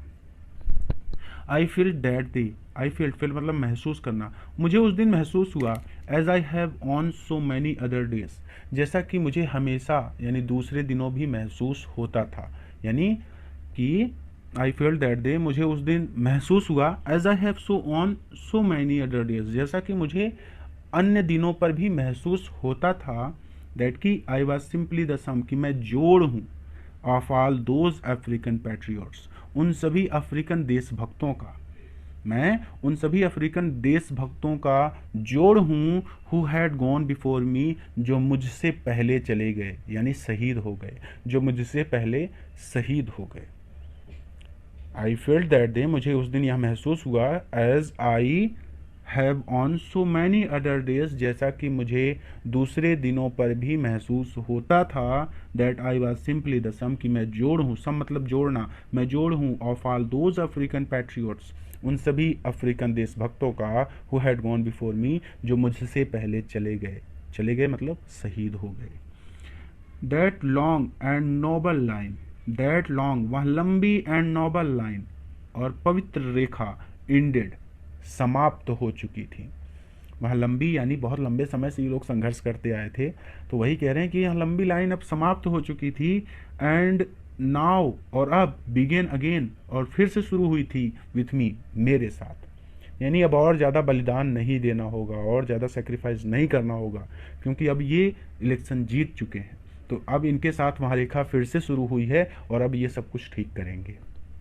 That long and noble line, वह लंबी और पवित्र रेखा, एंडेड एंड समाप्त हो चुकी थी, and now begin again with me, और अब वह मेरे साथ फिर से शुरू हो गई थी। आई वॉज पेन्ड, मुझे इस बात का दुख था या फिर मैं दुखी था, दैट कि आई वॉज नॉट एबल, कि अब मैं योग्य नहीं हूँ, टू थैंक देम, उन्हें धन्यवाद करने के, क्योंकि वो सभी मर चुके हैं, इसलिए मुझे इस बात का दुख था कि मैं उनको कभी धन्यवाद नहीं कह सकता। आई वॉज पेन्ड, मैं इस बात से दुखी था, that I was not able to thank them, कि मैं अब उन्हें कभी धन्यवाद नहीं कह सकता, एंड दैट, और इस बात से भी दुखी था कि दे वर नॉट एबल टू सी, कि वे देख नहीं सकते, वे लोग देख नहीं सकते, वाट देयर सेक्रीफाइसेस, की उनके बलिदानों ने, वाट हैड ब्रॉट, क्या प्राप्त कर लिया है, यानी उनके बलिदानों से हमें क्या मिला है, ये चीज़ भी वो लोग देख नहीं सकते, क्योंकि वो लोग मर गए हैं, तो उन्हें थोड़ी पता है कि अब हम लोग आज़ाद हो गए हैं ना, तो ये चीज़ भी वो लोग देख नहीं सकते, इसलिए भी मुझे दुख था। आराम से समझ लीजिए कि आई वॉज पेन्ड, मुझे इस बात से दुख था, that I was not able to thank them, कि मैं उनको अब कभी धन्यवाद नहीं कह सकता, and that they were not able to see what their sacrifice has brought, और इस बात से भी दुखी था कि वे लोग यह नहीं देख सकते कि उनके बलिदानों से हमें क्या मिल चुका है। कहते हैं कि the policy of apartheid, the policy मतलब नीति, ऑफ अपार्थीड, अपार्थीड मतलब होता है रंग भेद, तो रंग भेद की इस नीति ने क्रिएटेड दिया था अ डीप मतलब गहरा, एंड लास्टिंग और कभी ना भरने वाला, वाउंड घाव, यानी इस रंग भेद की नीति ने एक गहरा और कभी ना भरने वाला, वाउंड मतलब घाव दिया था, इन माई कंट्री, मेरे देश को, एंड माई पीपल और मेरे लोगों को। ऑल ऑफ अस, हम सभी को, विल स्पेंड मैनी ईयर्स, कई साल खर्च करने पड़ेंगे, कई साल बिताने पड़ेंगे, इफ़ नॉट जनरेशन, यदि जनरेशन मतलब पीढ़ियाँ, यदि पीढ़ियाँ ना बितानी पड़े, यानी कई पीढ़ियाँ नहीं बितानी पड़ेंगी, फिर भी कई साल बिताने पड़ेंगे, recovering from the profound hurt, इस प्रोफाउंड हर्ट यानी इस गहरे जख्म को भरने के लिए, रिकवर मतलब भरना, तो इस गहरे जख्म को भरने के लिए हम सभी को अगर पीढ़ियां ना बितानी पड़े, फिर भी कई साल बिताने पड़ेंगे। लेकिन द डिकेट्स, दशकों के, ऑफ ऑपरेशन, अत्याचारों ने, एंड ब्रुटैलिटी और बर्बरता ने, हैड अनदर अनटेंटेड इफेक्ट, यानी दशकों के अत्याचार और बर्बरता का परिणाम यह हुआ था, दैट इट प्रोड्यूस्ड, कि इसने पैदा कर दिया था, द ओलिवर यानी महान नेताओं को, जैसे कि द ओलिवो टैम्बोस, देखिए ये नेताओं के नाम हैं, पहले इस लाइन को आप ठीक से समझ लीजिए, नहीं तो आप कंफ्यूज रहेंगे, मुझे भी दिक्कत होगी, क्योंकि मेरे पढ़ाने का मतलब सिर्फ इतना है कि एक बार पढ़ने के बाद आपको दोबारा कभी पढ़ना ना पड़े। देखिए, बट लेकिन द डिकेट मतलब दशकों के ऑपरेशन अत्याचार ने और बर्बरता ने हैड अनदर यूनाइटेड इफेक्ट, यानी दशकों के अत्याचार और बर्बरता का परिणाम यह हुआ था कि दैट इट प्रोड्यूस मतलब होता है पैदा कर देना, कि इसने पैदा कर दिया था। जैसे लगातार आप किसी को सताते रहें, आप डेली किसी छोटे बच्चे को मारते रहें, 2 दिन मारें, 3 दिन मारें, चौथे दिन मारें, 5वां दिन ऐसा आएगा कि वो भी आप पे हाथ उठा देगा ना। तो उसी तरह से कि उन्हें बहुत ज़्यादा परेशान किया गया, तो छोटा बच्चा भी जैसे मजबूत हो गया, उसी तरह से ये जो काले लोग थे इनमें भी कुछ लोग निकल कर सामने आए। जैसे हमारे भारत देश में ही भगत सिंह आए थे, चंद्रशेखर आज़ाद जी आए थे ना, तो उसी तरह से इन लोगों में भी लोग सामने आए और उन लोगों के नाम आगे आपको दिए जा रहे हैं।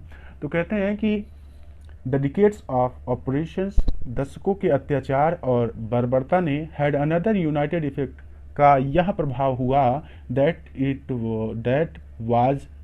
इट प्रोड्यूस्ड, कि महान नेताओं ने जन्म लिया या फिर महान नेता सामने आए।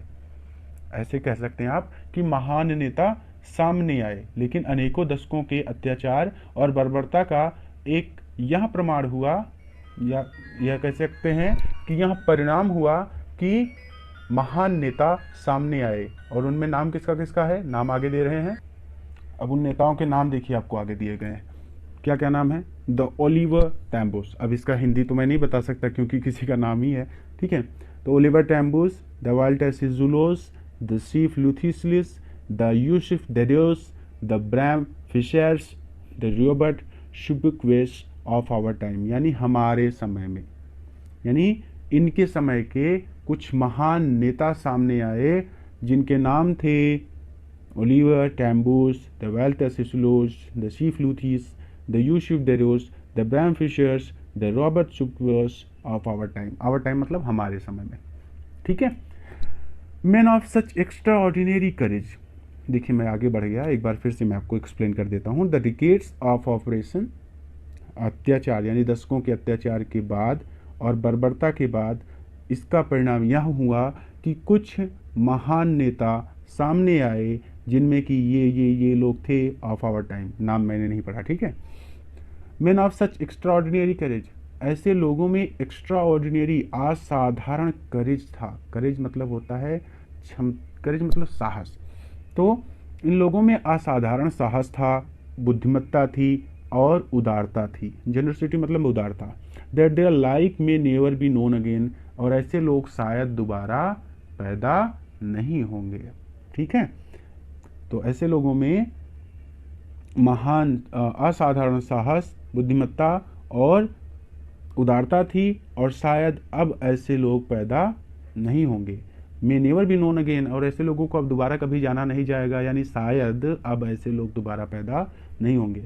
परहैप्स, शायद, इट रिक्वायर्स, आवश्यकता होती है, सच डेप्थ ऑफ ऑपरेशन, ऐसे गहरे अत्याचारों की, ऑपरेशन मतलब गहरे अत्याचारों की, गंभीर उत्पीड़न की, शायद एक गंभीर उत्पीड़न की आवश्यकता होती है टू क्रिएट, पैदा करने के लिए, सच हाइट्स ऑफ कैरेक्टर, ऐसे महान कैरेक्टर को, ऐसे महान ऐसे महान चरित्र को पैदा करने के लिए शायद गहरे अत्याचारों की या फिर गंभीर उत्पीड़न की आवश्यकता होती है।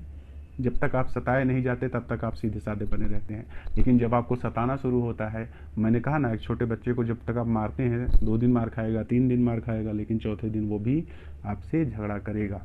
तो जब आप किसी को सताएंगे तो बहुत एक सीमा होती है, और उस सीमा के बाद फिर लोग सामना करना शुरू करते हैं, ठीक है।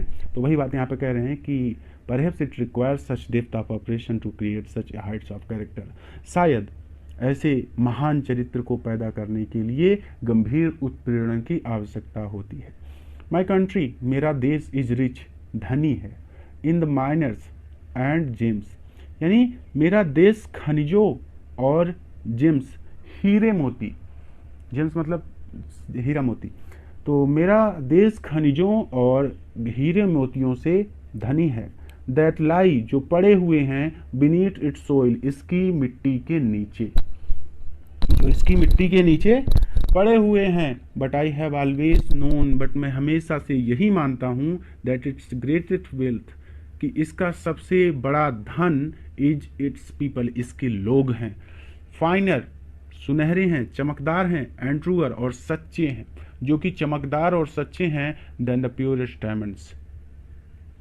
असली डायमंड मतलब होता है हीरा, असली हीरों से भी ज़्यादा सच्चे और चमकदार हैं। आसान था। देखिए यहाँ पर उन महान नेताओं के इमेजेस दिए गए हैं, आप देख सकते हैं। इसके आगे हम अगले पैराग्राफ पर चलेंगे, ठीक है। आगे देखिए क्या कहते हैं। आगे कह रहे हैं कि it is from these comrades, इन सभी कॉमरेड्स, आपने मूवी देखी होगी डियर कॉमरेड, कॉमरेड मतलब होता है साथी। तो इन सभी साथियों से इन द स्ट्रगल, संघर्ष के दौरान जब मैं संघर्ष कर रहा था तो इन सभी साथियों से दैट आई लर्न, मैंने सीखा द मीनिंग ऑफ करेज, साहस का मतलब, साहस का अर्थ। तो यानी संघर्ष के दौरान इन सभी साथियों से मैंने मीनिंग ऑफ करेज, साहस का अर्थ सीखा। टाइम एंड अगेन, टाइम मतलब समय समय पर, एंड अगेन, अगेन मतलब बार बार, समय समय पर और बार बार। आई हैव सीन, मैंने देखा, मेन एंड वुमेन, पुरुषों को और महिलाओं को रिस्क, खतरा मोल लेते हुए, समय समय पर और बार बार मैंने पुरुषों और महिलाओं को खतरा मोल लेते हुए देखा। एंड गिव देयर लाइव्स, और अपना जीवन बलिदान करते हुए देखा। फॉर एन आइडिया, एक विचार के लिए। आई हैव सीन मैन, मैंने लोगों को देखा। स्टैंड अप टू अटैक्स, जो अटैक यानी, आई एम सॉरी बार बार कॉल आ रहा है मुझे। तो देखिए क्या कहते हैं कि I have seen man stand up, मैंने लोगों को देखा स्टैंड अप, खड़े हुए देखा, टू अटैक्स, हमलों के सामने, एंड टॉर्चर्स, और प्रताड़ना के सामने, मैंने लोगों को हमले और प्रताड़ना के सामने खड़े हुए देखा है। विदाउट ब्रेकिंग, बिना टूटे हुए, यानी कितना भी हमला होता था, कितनी भी प्रताड़ना होती थी, वो लोग हार नहीं मानते थे। शोइंग ए स्ट्रेंथ, वो लोग एक शक्ति का प्रदर्शन करते थे। एंड रिसाइलेंस, रिसाइलेंस मतलब हिम्मत और दुख सहने की क्षमता, यानी वो लोग हिम्मत और दुख सहने की शक्ति का प्रदर्शन करते थे। दैट डिफाइज द इमेजिनेशन, जो कल्पना से परे है, यानी जिसकी कल्पना नहीं की जा सकती। वो लोग हिम्मत और दुख सहने की ऐसी शक्ति का प्रदर्शन करते थे जिसकी कल्पना नहीं की जा सकती। आई लर्न, मैंने सीखा, दैट करेज, कि साहस, was not the absence of fear, यानी मैंने सीखा है कि साहस जो है was not the absence of fear, यानी भय का ना होना साहस नहीं है। मैंने यहाँ सीखा है कि भय का ना होना साहस नहीं है, बट द ट्रिम्थ ओवर इट, बल्कि इस पर विजय प्राप्त करना है। यानी साहस किसे कहते हैं, अगर आपसे कोई पूछे तो इनके अकॉर्डिंग, यानी थॉमस और नेल्सन मंडेला के अकॉर्डिंग ये कहते हैं कि साहस की सच्ची परिभाषा ये नहीं है कि आप में भय ही नहीं है, बल्कि साहस की सच्ची परिभाषा ये है कि आपने भय पर विजय प्राप्त कर ली है। ठीक है, तो दो आई लर्न, मैंने सीखा, that courage was not the absence of fear, कि साहस का मतलब भय का ना होना नहीं है, but the triumph over it, बल्कि इस पर विजय प्राप्त करना है। द ब्रेव मैन, बहादुर व्यक्ति, इज नॉट ही, वह नहीं होता, who does not feel afraid, जो डरता नहीं है। बहादुर व्यक्ति वो नहीं होता जो डरता नहीं है, but he who conquers that fear, बल्कि वो होता है जो इस पर विजय प्राप्त कर लेता है। यानी बहादुर व्यक्ति वो नहीं होता जो डरता नहीं, बल्कि बहादुर व्यक्ति वो होता है जो डर पर विजय प्राप्त कर लेता है। आगे देखते हैं, आगे क्या कहते हैं कि नो वन इज बर्न, कोई भी पैदा यानी जन्म से हेटिंग अनदर पर्सन, कोई भी जन्म से किसी दूसरे व्यक्ति से घृणा नहीं करता, यानी कोई भी व्यक्ति जन्म से किसी दूसरे व्यक्ति से घृणा नहीं करता। बिकॉज ऑफ द कलर, रंग के आधार पर, ऑफ हिज स्किन, यानी उसकी चमड़ी के रंग के आधार पर, और हिज बैकग्राउंड, बैकग्राउंड मतलब जैसे परिवार होता है, पारिवारिक स्थिति, मतलब परिवार अमीर है, गरीब है। अब हम लोग मिडिल क्लास लोग हैं, ना तो बहुत ज़्यादा अमीर हैं ना बहुत ज़्यादा गरीब है, तो हम लोग मिडिल क्लास, यानी हमारा बैकग्राउंड क्या है कि हम लोग मिडिल क्लास फैमिली से हैं, ना बहुत ज़्यादा अमीर ना बहुत ज़्यादा गरीब। तो वही कहते हैं कि कलर ऑफ हिज स्किन, उसकी चमड़ी के रंग के आधार पर, और हिज बैकग्राउंड या उसके पारिवारिक पृष्ठभूमि के आधार पर, और हिज रिलीजन, उसके धर्म के आधार पर। ठीक है, उसके धर्म के आधार पर, यानी कोई भी व्यक्ति जन्म से किसी दूसरे व्यक्ति से उसकी चमड़ी के रंग के आधार पर, उसकी पारिवारिक पृष्ठभूमि के आधार पर या उसके धर्म के आधार पर घृणा नहीं करता। People must learn to hate, देखिए क्या कह रहे हैं लेखक कि ध्यान से समझिएगा नहीं तो कंफ्यूज होंगे। People must learn to hate, people मतलब लोगों को, मस्ट लर्न टू हेट, घृणा करना सीखना चाहिए। अब इस लाइन को समझ के तो आप कंफ्यूज हो गए कि ये क्या बोल रहे हैं। देखिए ध्यान से समझिए कि people must learn to hate, इसलिए मैं इसे दोबारा दोहरा रहा हूँ ताकि आप कंफ्यूज ना हो। People must learn to hate, लोगों को घृणा करना सीखना चाहिए।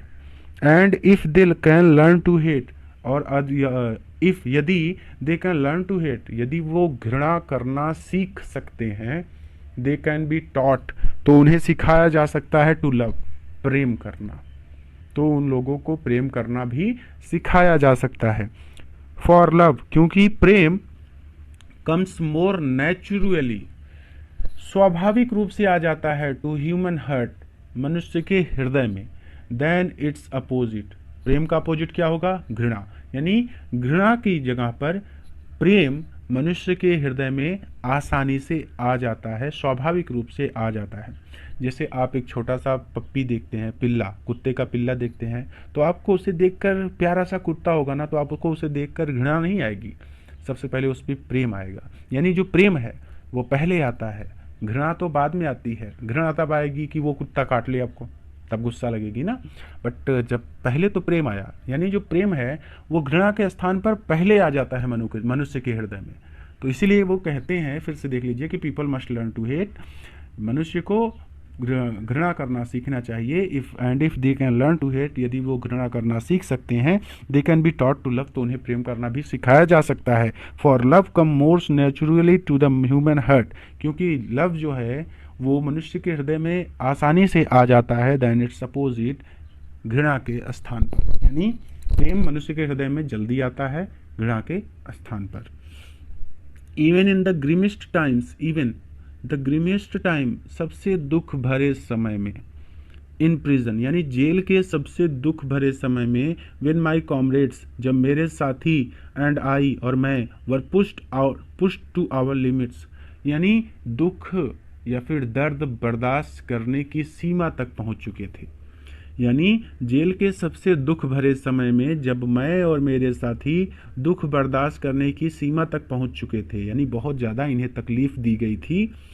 I would see a glimmer, मैंने एक झलक देखी थी, ऑफ ह्यूमैनिटी, मानवता की, in one of the guards, यानी गार्ड मतलब पहरेदार, सिपाहियों के, यानी एक क्या कहते हैं कि I would see a glimmer, मैंने एक झलक देखी थी, ऑफ ह्यूमैनिटी, मानवता की, in one of the guards, एक सिपाही में, मैंने एक सिपाही में मानवता की एक झलक देखी थी।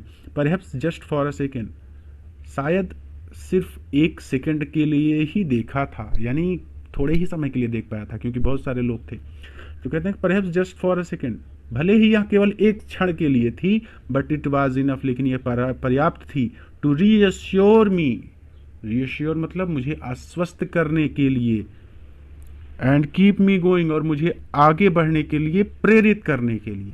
लेकिन यह मुझे आश्वस्त करने और आगे बढ़ने के लिए, प्रेरित करने के लिए पर्याप्त थी। मैंस गुडनेस, मनुष्य का गुडनेस यानी मनुष्य की अच्छाई, इज अ फ्लेम, एक आग है, दैट कैन बी हिडन, जिसे छुपाया जा सकता है, बट नेवर एक्सटिंग्विश्ड, लेकिन कभी बुझाया नहीं जा सकता। मनुष्य की अच्छाई एक ऐसी आग है जिसे छुपाया तो जा सकता है बट कभी बुझाया नहीं जा सकता।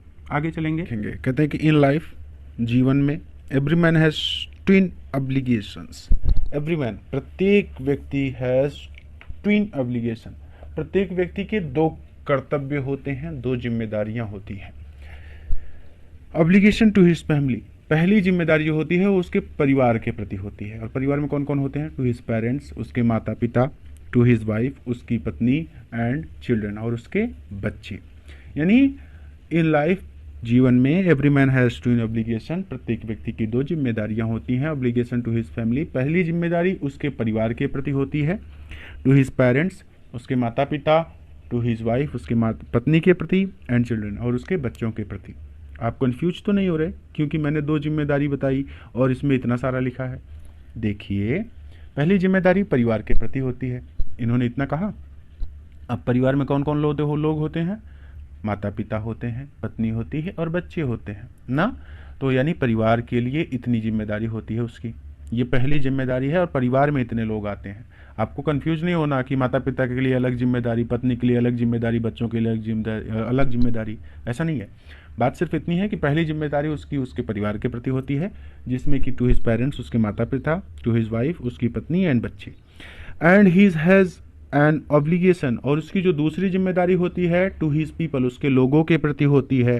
हिज कम्युनिटी, कम्युनिटी मतलब होता है उसके समुदाय के प्रति होती है। हिज कंट्री, और उसके देश के प्रति होती है। ठीक है।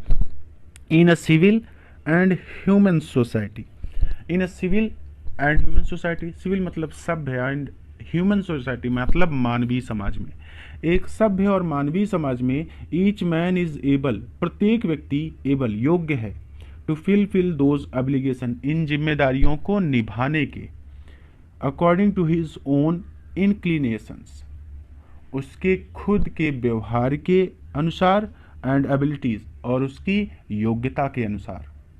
ठीक है। दोबारा रिवीजन नहीं करवा रहा क्योंकि इस बुक में बहुत ज़्यादा हिंदी दी गई है, और जो आसान है उसका रिवीजन नहीं करना है हमको।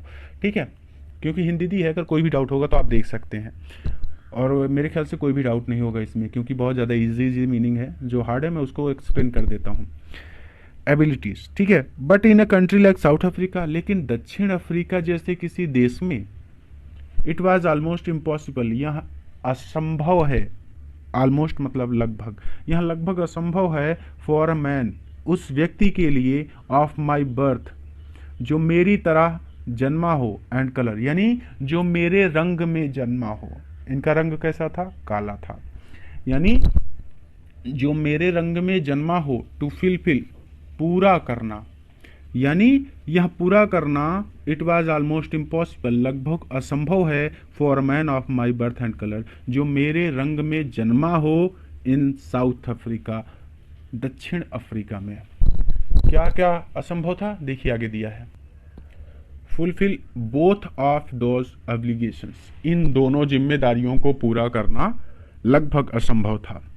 इन साउथ अफ्रीका, दक्षिण अफ्रीका में, अ मैन ऑफ कलर, एक काला व्यक्ति, हु अटेम्प्ट, जो प्रयास करता था, to live as a human being, जो एक मनुष्य की तरह जीवन जीने का प्रयास करता था, वाज पनिश्ड, उसे दंड दिया जाता था, एंड आइसोलेटेड, और अलग कर दिया जाता था।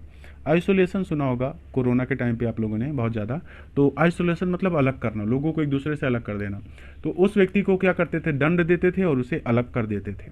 इन साउथ अफ्रीका, दक्षिण अफ्रीका में, a man who tried to fulfil his duty, एक ऐसा व्यक्ति, यानी मेरी तरह काला व्यक्ति, who tried to fulfil his duty, जो अपने कर्तव्य को पूरा करने का प्रयास करता था, टू हिज पीपल, अपने लोगों के प्रति, वाज इनविटेबली रिप्ड। इनविटेबली रिप्ड मतलब होता था कि उसको क्या करते थे ये लोग? अलग कर दिया जाता था, उसको अलग कर दिया जाता था, फ्रॉम हिज फैमिली, उसके परिवार से, एंड हिज होम, और उसके घर से, एंड वाज फोर्स्ड, और उसे फोर्स किया जाता था, उस पर बल लगाया जाता था, उसको जबरन, उससे जबरदस्ती मजबूर किया जाता था, to live a life apart, एक अकेला जीवन जीने के लिए मजबूर किया जाता था। A twilight existence of secrecy and rebellion, a twilight existence मतलब एक हल्के प्रकाश के साथ, ऑफ सेक्रेसी, सेक्रेसी मतलब यहाँ पे एकांत में, एंड रेबलिगन मतलब विद्रोह के साथ। एकांत, एक हल्के प्रकाश में एकांत और विद्रोह के साथ जीने के लिए मजबूर किया जाता था। क्या कुछ कठिन है? फिर से देख लेते हैं कि इन साउथ अफ्रीका, दक्षिण अफ्रीका में, मैन ऑफ कलर, एक रंग वाला व्यक्ति, यानी जो काले रंग का व्यक्ति हो, who attempt to live as a human being, जो एक मनुष्य, अगर वह मनुष्य की तरह जीवन जीने का प्रयास करता था, तो वाज पनिश्ड एंड आइसोलेटेड, तो उसे दंड दिया जाता था और अलग कर दिया जाता था। इन साउथ अफ्रीका, दक्षिण अफ्रीका में, a man who tried to fulfil his duties, एक काला व्यक्ति, अमैन, यानी ए मैन का मतलब हमेशा काला व्यक्ति। तो a man who tried to fulfil his duty, जो अपना ड्यूटी, अपना कर्तव्य निभाने का प्रयास करता था, टू हिज पीपल, अपने लोगों के प्रति, वाज इनविटेबली रिप्ड, उसे अलग कर दिया जाता था, फ्रॉम हिज फैमिली, उसके परिवार से, एंड हिज होम, और उसके घर से, एंड वाज फोर्स्ड, और उसे फोर्स किया जाता था, उसे जबरन, उस पर जबरदस्ती जीवन जीने के लिए, ऐसा जीवन जीने के लिए, अपार्ट लाइफ पार्ट, मतलब एक अकेला जीवन जीने के लिए उस पर जबरन बल लगाया जाता था, यानी उसे जबरदस्ती एक अकेला जीवन जीने के लिए मजबूर किया जाता था। अ ट्विलाइट एक्सिस्टेंस, एक हल्के प्रकाश के साथ, ऑफ सिक्रेसी, सिक्रेसी मतलब एकांत के साथ, एंड रिबलियन मतलब विद्रोह, एकांत और विद्रोह के एक हल्के प्रकाश के साथ जीने के लिए मजबूर किया जाता था। बात समझ में आ रही है? I did not in the beginning, I मतलब मैंने, did not in the beginning शुरुआत में, डिड नॉट चूज नहीं चुना था, द प्लेस माई पीपल मेरे लोगों को, अबव माई फैमिली, यानी शुरुआत में मैंने अपने परिवार से पहले लोगों को नहीं चुना था, यानी पहले मैं अपने परिवार को ही महत्व देता था। फिर से समझ लीजिए, आई did not in the beginning शुरुआत में, चूज नहीं चुना था मैंने, द प्लेस माई पीपल मेरे लोगों को, अबव माई फैमिली मेरे परिवार से ऊपर। तो शुरुआत में मैंने मेरे लोगों को अपने परिवार से ऊपर नहीं चुना था, यानी मैं पहले अपने परिवार के लिए ही सारा काम करता था। बट इन अटेम्प्टिंग, लेकिन जब मैंने प्रयास किया, टू सर्व माई पीपल मेरे लोगों की सेवा करने का, आई फाउंड मैंने पाया, दैट आई वॉज प्रिवेंटेड कि मुझे रोक दिया गया है, फ्रॉम फुलफिलिंग माई ऑब्लिगेशन मेरी जिम्मेदारियों को पूरा करने के लिए, एज अ सन एक बेटे के रूप में, अ ब्रदर एक भाई के रूप में, अ फादर एक पिता के रूप में, एंड अ हस्बैंड और एक पति के रूप में। तो मैंने पाया कि मुझे मेरी जिम्मेदारियों को पूरा करने के लिए रोक दिया गया है, बेटे के रूप में, भाई के रूप में, पिता के रूप में और पति के रूप में। आसान था, आगे चलेंगे। कहते हैं कि I was not born with hunger to be free, I was not born मैं नहीं जन्मा था, विथ हंगर एक भूख के साथ, टू बी फ्री आज़ाद होने की, मैं आज़ाद होने की भूख के साथ नहीं जन्मा था। आई वॉज बर्न फ्री मैं आज़ाद जन्मा था, मैं आज़ाद पैदा हुआ था। फ्री इन एवरी वे हर तरह से आज़ाद था, दैट आई कुड नो जितना कि मैं जानता हूँ, यानी मैं आज़ाद पैदा हुआ था और मैं हर तरह से आज़ाद था जो मैं जान सकता था। फ्री टू रन दौड़ने के लिए मैं आज़ाद था, इन द फील्ड्स खेतों में, नियर माई मदर्स हट मेरी माँ की झोपड़ी के पास के खेतों में दौड़ने के लिए मैं आज़ाद था, यानी ये बचपन में क्या क्या करते थे वो सारी चीज़ें बता रहे हैं कि फ्री टू रन मैं दौड़ने के लिए आज़ाद था, इन द फील्ड्स उन खेतों में, नियर टू माई मदर्स हट जो मेरी माँ की झोपड़ी के पास थे, यानी मेरी माँ की झोपड़ी के पास खेतों में दौड़ने के लिए मैं आज़ाद था। फ्री टू स्विम तैरने के लिए आज़ाद था, इन द क्लियर स्ट्रीम उस स्वच्छ, क्लियर मतलब स्वच्छ, स्ट्रीम मतलब धारा, आप धारा कह सकते हैं, आप झरना कह सकते हैं, जो चाहे आप कह सकते हैं, याद जो हो जाए वो कह सकते हैं। तो उस स्वच्छ धारा में या फिर उस स्वच्छ झरने में तैरने के लिए आज़ाद था, दैट रैन जो बहता था, थ्रू माई विलेज मेरे गांव से होकर, मेरे गांव से होकर जो झरना बहता था मैं उसकी स्वच्छ धारा में तैरने के लिए आज़ाद था। फ्री टू रोस्ट, रोस्ट मतलब होता है आग की लपटों पर भूनना, ठीक है। तो फ्री टू रोस्ट भूनने के लिए, आग पर भूनने के लिए आज़ाद था। मिलीज, मिलीज मतलब होता है कॉर्न, कॉर्न मतलब भुट्टा, मकई, पॉपकॉर्न जो अभी आपने पिछले चैप्टर में भी पढ़ा, लेंचो के जो खेतों में था, ठीक है। तो भुट्टों को आग की लपटों पर भूनने के लिए आज़ाद था, अंडर द स्टार्स तारों के नीचे, एंड राइड और आज़ाद सवारी करने के लिए आज़ाद था, द ब्रोड, बोर्ड मतलब चौड़ी, बैक मतलब पीठों पर, चौड़ी पीठों पर, ऑफ स्लो मूविंग बुल्स धीरे चलने वाले बैलों की चौड़ी पीठों पर सवारी करने के लिए आज़ाद था। As long as I obeyed, as long as I obeyed जब तक कि मैंने पालन किया, माई फादर अपने पिता का, यानी जब तक मैंने अपने पिता का पालन किया, and abided by the custom of my tribe custom मतलब होता है रीति रिवाज, ट्राइब मतलब होता है कबीले, और अपने कबीले के रीति रिवाजों का पालन किया। यानी जब तक अपने पिता का मैंने कहा माना और अपने कबीले के रीति रिवाजों का पालन किया, आई वॉज नॉट ट्रबल्ड, मुझे परेशानी नहीं हुई, बाय द लॉज, नियमों से, ऑफ मैन और गॉड, ना तो मनुष्य के और ना ही ईश्वर के। ये बहुत आसान था, आपको समझ में आ गया होगा। ठीक है, आगे चलते हैं। फिर से देख लीजिए एक बार। I was not troubled by the laws of man और गॉड, मुझे मनुष्य के और ना ही ईश्वर के नियमों से परेशानी नहीं हुई। आगे चलते हैं। आगे कहते हैं कि it was only when I began to learn that my boyhood freedom was an illusion.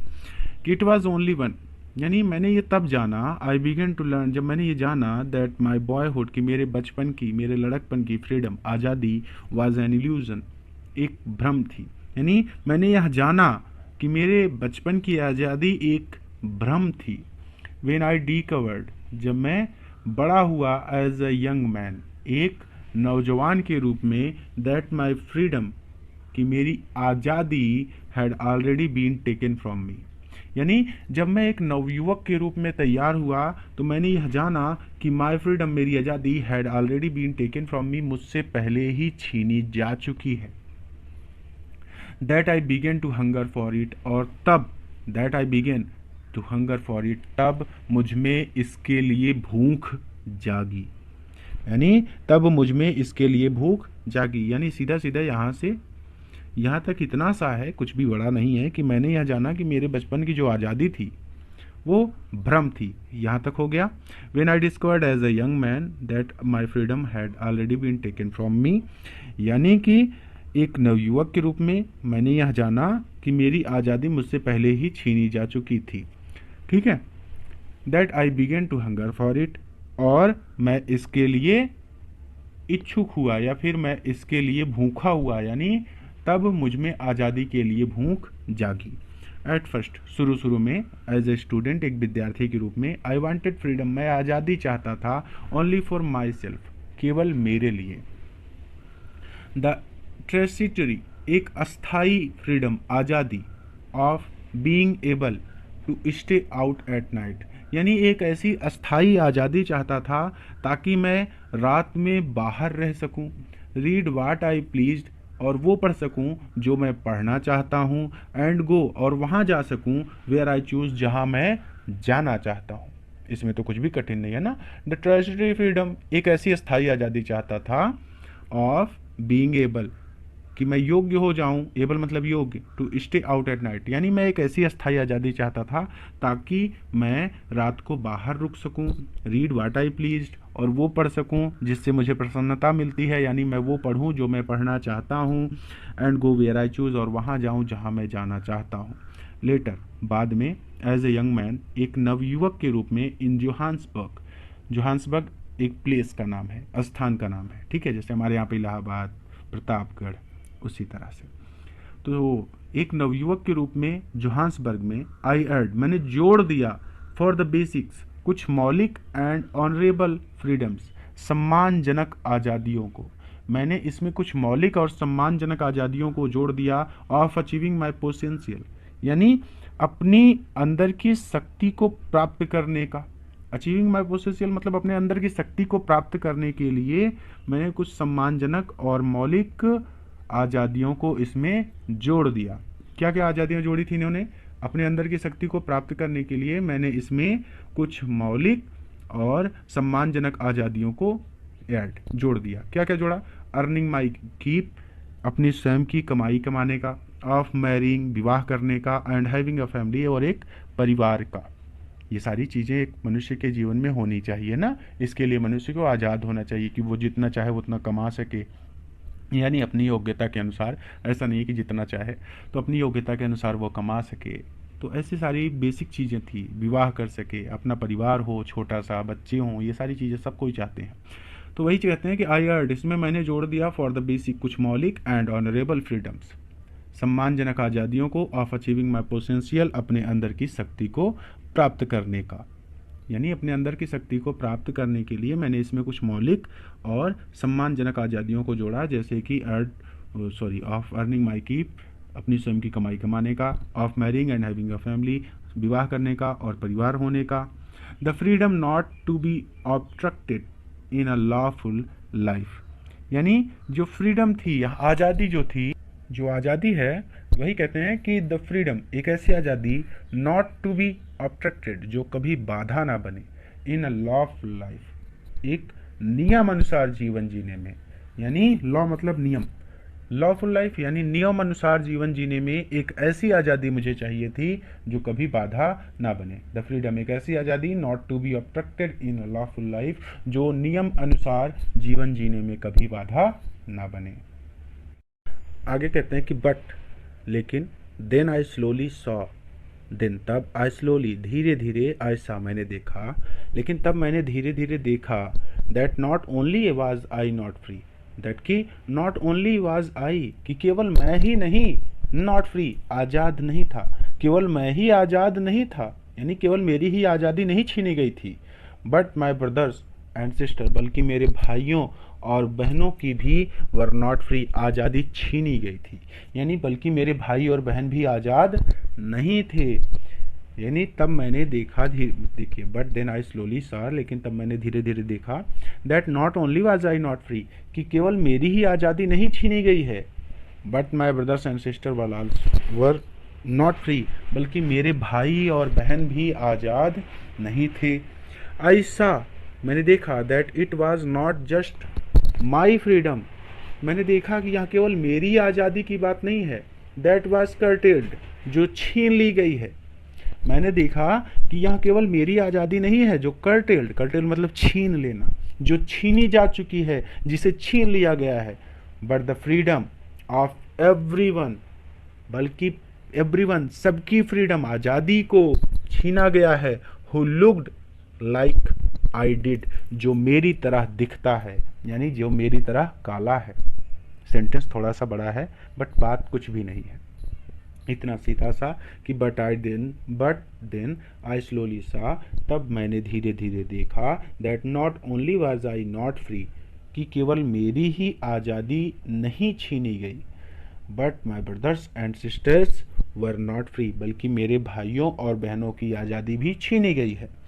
आई सा, मैंने देखा, that it was not just my freedom, मैंने देखा कि यह केवल मेरी आज़ादी नहीं थी, दैट वाज कर्टेल्ड, जो छीन ली गई, but the freedom of everyone, बल्कि सबकी आज़ादी छीनी गई थी, who looked like I did, जो मेरी तरह दिखता था, यानी ये काले थे, यानी जितने काले लोग थे उन सब की आज़ादी छीन ली गई थी। दैट इज़ व्हेन, और तब, आई ज्वाइंड, मैंने ज्वाइन किया, the African national Congress, African राष्ट्रीय कांग्रेस को, और तब मैंने अफ्रीकन राष्ट्रीय कांग्रेस को ज्वाइन किया। एंड दैट इज़ व्हेन, और तभी, द हंगर, यह भूख, फॉर माई ओन फ्रीडम, मेरी आज़ादी की, मेरी खुद की आज़ादी की भूख, बिकेम, बन गई, द ग्रेटर हंगर, बड़ी भूख बन गई, for the freedom of my people, मेरे लोगों की आज़ादी की। यानी सीधे सीधे कहें, यहाँ पे ये कह रहे हैं कि तब मेरी खुद की आज़ादी की भूख बदल कर मेरे लोगों की आज़ादी की भूख बन गई। यानी पहले ये स्वयं केवल अपनी आज़ादी चाहते थे, लेकिन अब ये पूरे अपने समुदाय की आज़ादी चाहते हैं।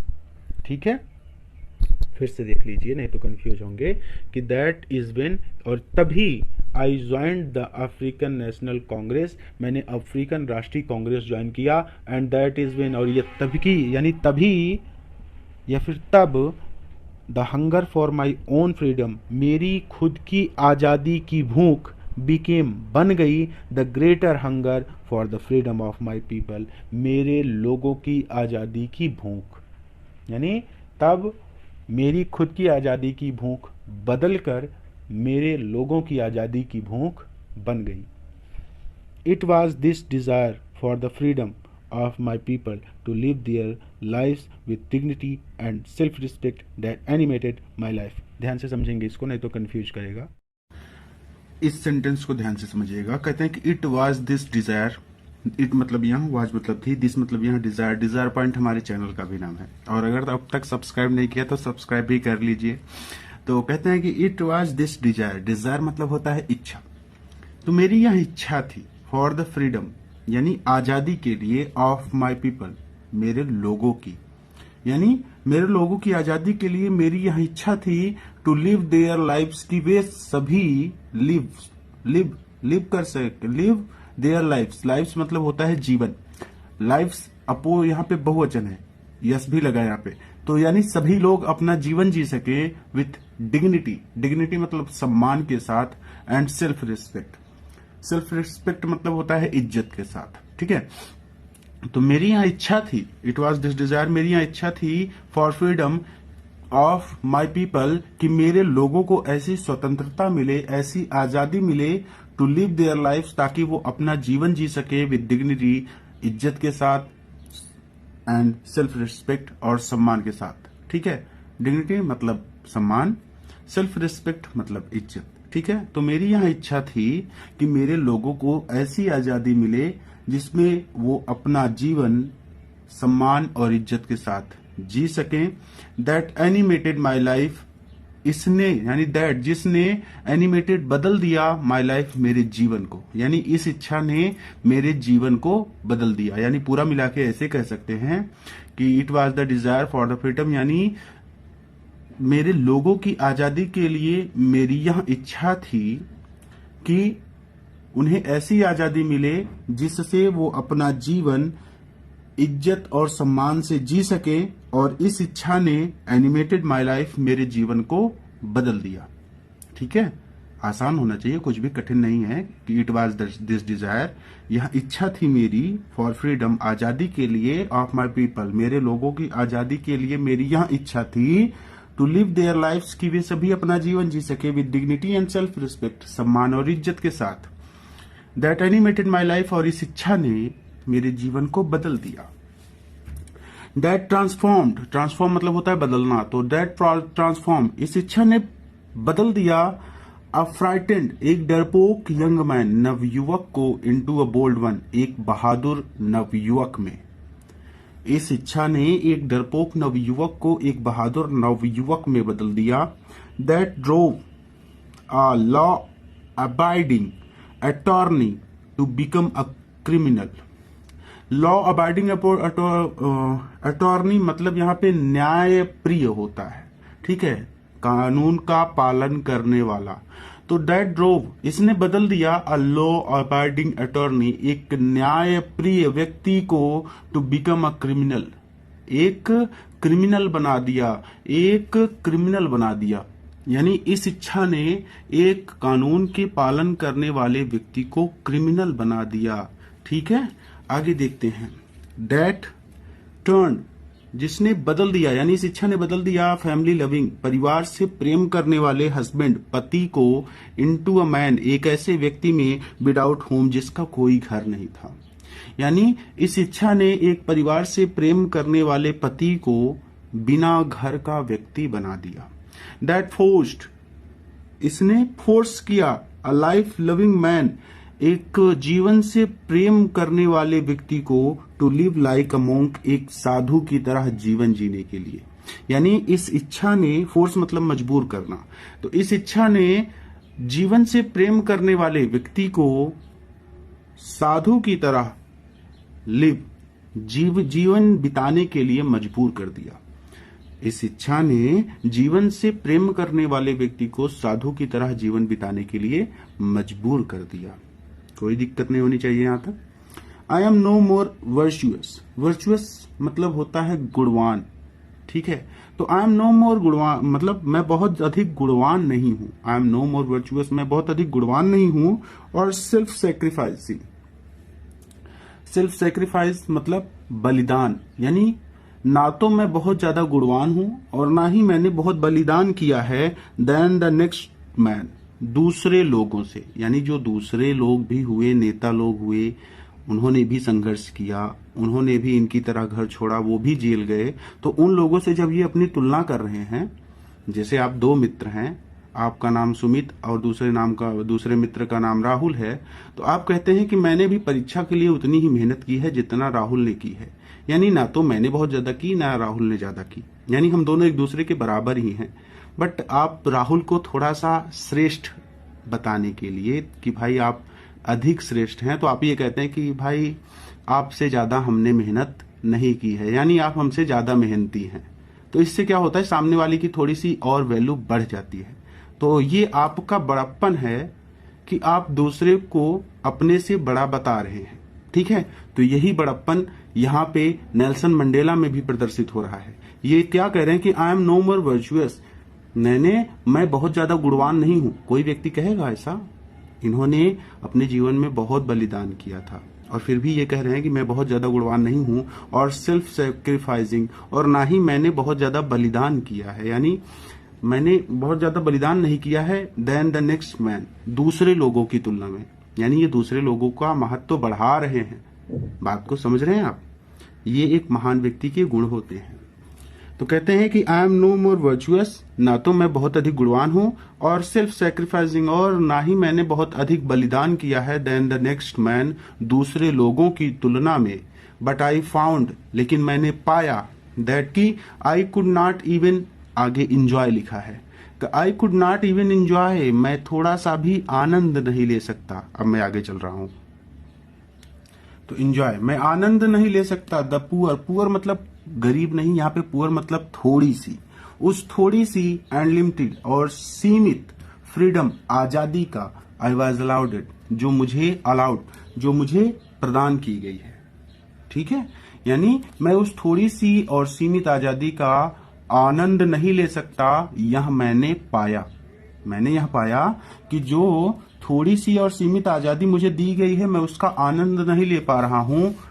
When I knew, जब मैंने यह जाना, माई पीपल की मेरे लोग, वर नॉट फ्री, आजाद नहीं है। जब मैंने ये जाना कि मेरे लोग आजाद नहीं है, तो मुझे जो थोड़ी सी आजादी दी गई है, मैं उसका आनंद नहीं ले पा रहा हूं। फ्रीडम इज क्या है, इंडिविजिबल, ठीक है। यानी आजादी जो है ये बटी हुई है। इंडिविजुअल मतलब विभाजित होना, बटी हुई। तो आजादी बटी हुई है।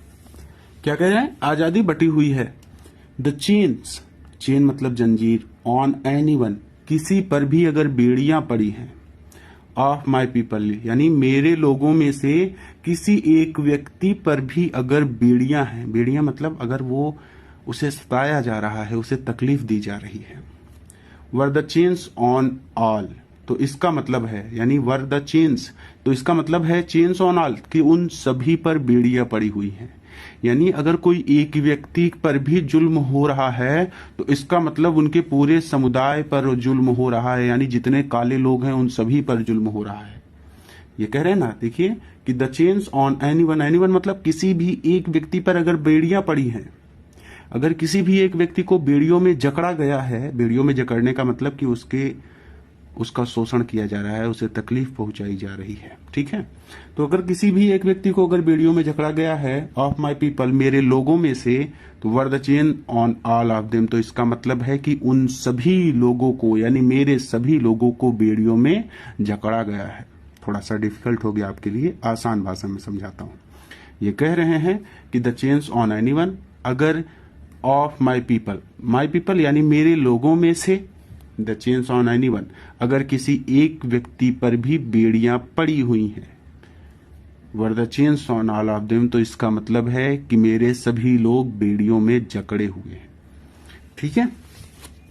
आगे कहते हैं the chains on all of my people, the chains, chain मतलब जब बेड़ियां, on all of my people, और अगर मेरे सभी लोगों पर बेड़ियां पड़ी हुई हैं, यानी सभी लोगों को बेड़ियों में जकड़ा गया है, यानी सभी लोगों का शोषण किया जा रहा है, were the chains on me, तो इसका मतलब है मैं भी बेड़ियों में जकड़ा हुआ हूं। Were the chains on me यानी इसका मतलब मैं भी बेड़ियों में जकड़ा हुआ हूं, ठीक है। आगे चलते हैं। आगे कहते हैं कि आई न्यू, मैं जानता था, दैट की द ऑपरेशर, ऑपरेशर मतलब होता है दमन करता, जो दूसरों के अधिकारों का शोषण करता है। मस्ट बी लिबर्टेड, लिबर्टेड मतलब आजादी, तो दमनकर्ता को भी वैसी ही आजादी चाहिए। जस्ट एज, जैसी की, श्योरली एज यानी जस्ट एज, श्योरली एज जैसी की, द ऑपरेस्ड, ऑपरेस्ड मतलब दमन होने वाला व्यक्ति। आसान है, कुछ भी कठिन नहीं है कि आई न्यू का मतलब होता है मैं जानता था, दैट की द ऑपरेशर यानी दमनकर्ता को भी मस्ट बी लिबर्टेड वैसी ही आजादी चाहिए, जस्ट एज श्योरली एज जैसी कि द ऑपरेस्ड दमन होने वाले व्यक्ति को, यानी दोनों लोगों को आजादी वैसी ही चाहिए जैसी कि दमन होने वाले व्यक्ति की, यानी सभी लोग आजाद होना चाहते हैं। कोई ये नहीं चाहता, अभी आप घर में बैठे हैं, अभी लॉकडाउन के टाइम पे देखिए गवर्नमेंट ने हम सभी को कैद कर दिया घरों में, बाहर निकलने पे बहुत ज्यादा प्रॉब्लम होती थी ना, वह तो हमारी अच्छाई के लिए ही किया गया, बट लेकिन एक तरह से हमारी आजादी क्या हुई, सीमित हो गई। तो हम लोगों को अच्छा नहीं लगता था ना, कुछ टाइम तो अच्छा लगा कि हाँ अच्छा हुआ घर बैठ गया, सब काम से छुट्टी, बट थोड़े टाइम के बाद क्या हुआ, प्रॉब्लम्स होने लगी। तो हम सभी आजाद होना चाहते हैं, आजाद रहना चाहते हैं, अपनी मर्जी से खाना चाहते हैं, अपनी मर्जी से घूमना चाहते हैं, तो वही चीज है। तो आई न्यू मैं जानता था दैट द ऑपरेशर कि दमनकर्ता को भी मस्ट बी लिबर्टेड वैसी ही आजादी चाहिए, just as surely as oppressed जैसे कि दमन होने वाले व्यक्ति को। अ मैन एक व्यक्ति हु टेक्स जो छीन लेता है, टेक्स अवे यानी जो छीन लेता है अनदर मैन्स फ्रीडम दूसरे व्यक्ति की आजादी को, इज अ प्रिजनर वो एक कैदी होता है of hatred. Prisoner of hatred इसका पूरा का पूरा मतलब होता है नफरत का कैदी। तो a man who takes away another man's freedom वह व्यक्ति जो दूसरे व्यक्ति की आजादी को छीन लेता है, is a prisoner of hatred वहां नफरत का कैदी होता है। ही इज लॉक्ड वह लॉक हो जाता है, वह बंद हो जाता है, बिहाइंड द बार्स सलाखों के पीछे ऑफ प्रीजस्टिस। प्रीजस्टिस मतलब होता है पूर्वाग्रह and narrow mindness. Narrow mindedness मतलब संकीर्ण मानसिकता, तो वहां संकीर्ण मानसिकता और पूर्वाग्रह की सलाखों के पीछे कैद हो जाता है। ठीक है। आई am not truly free, I am not truly free if I am taking away someone's else freedom. I am not truly free मैं पूरी तरह से स्वतंत्र नहीं हूं। ट्रूली मतलब सच्ची में, वास्तव में। तो आई एम नॉट ट्रूली फ्री मैं वास्तव में स्वतंत्र नहीं हूं if I am taking away someone's else freedom यदि मैं किसी दूसरे व्यक्ति की आजादी को छीन रहा हूं। यदि मैं किसी दूसरे व्यक्ति की आजादी को छीन रहा हूं तो वास्तव में मैं फ्री यानी आजाद नहीं हूं। Just as surely as I am not free ठीक उसी प्रकार, जस्ट एज श्योरली एज ठीक उसी प्रकार आई एम नॉट फ्री जब मैं आजाद नहीं हूं, व्हेन माई फ्रीडम जब मेरी आजादी इज टेकन फ्रॉम मी मुझसे छीन ली गई है। ठीक उसी प्रकार जैसे मैं अब आजाद नहीं हूं जब मेरी आजादी मुझसे छीन ली गई है। The oppressed and the operation, the oppressed यानी दमन होने वाला व्यक्ति एंड द ऑपरेसर और दमन करने वाला व्यक्ति अलाइक आर रॉब्ड दोनों से लूट ली जाती है ऑफ देयर ह्यूमैनिटी उनकी मानवता। यानी द ऑपरेस्ड दमन होने वाले व्यक्ति से एंड द ऑपरेसर और दमन करने वाले व्यक्ति दोनों से रॉब्ड लूट ली जाती है ऑफ देयर ह्यूमैनिटी उनकी मानवता। ठीक है। क्योंकि दमन करने वाला व्यक्ति देखिए आज अंग्रेज थे तो वो लोग हमको कितना प्रताड़ित करते थे, भारतीयों को बहुत प्रॉब्लम देते थे ना, तो उनमें मानवता नहीं थी, उनमें स्नेह नहीं था, प्रेम नहीं था। तो ऐसे लोग दूसरों को तकलीफ देकर उनको खुशी मिलती है, तो उनमें मानवीय गुण नहीं है, तो उनकी मानवता छीन ली गई। और दूसरी चीज हमारी मानवता क्यों छीनी गई, हम लोग उनके विरुद्ध हुए क्योंकि हमने उनसे लड़कर आजादी प्राप्त की, तो हमें भी मानवता नहीं रह जाती, क्योंकि अगर हम लड़ेंगे नहीं तो हम जीतेंगे नहीं ना। तो इस बात से यहाँ पे उन्होंने कहा कि दमन करने वाला व्यक्ति और दमन होने वाला व्यक्ति दोनों की आजादी क्या होती है, छीन ली जाती है। ऑपरेस्ड मतलब होता है दमन होने वाला व्यक्ति, ऑपरेसर मतलब होता है दमन करने वाला व्यक्ति। एक बार फिर से पढ़ लीजिएगा और आशा करता हूं आपको यह चैप्टर समझ में आया है। बहुत लंबे समय तक मैं क्लासेस नहीं ले पाया, बट अब क्लासेस रेगुलर रहेंगी and I am sorry for that. चलिए अपने मित्रों के साथ भी जरूर शेयर कीजिएगा ताकि वह भी इसका लाभ ले सके। पूरा वीडियो देखने के लिए आप सबका बहुत बहुत धन्यवाद।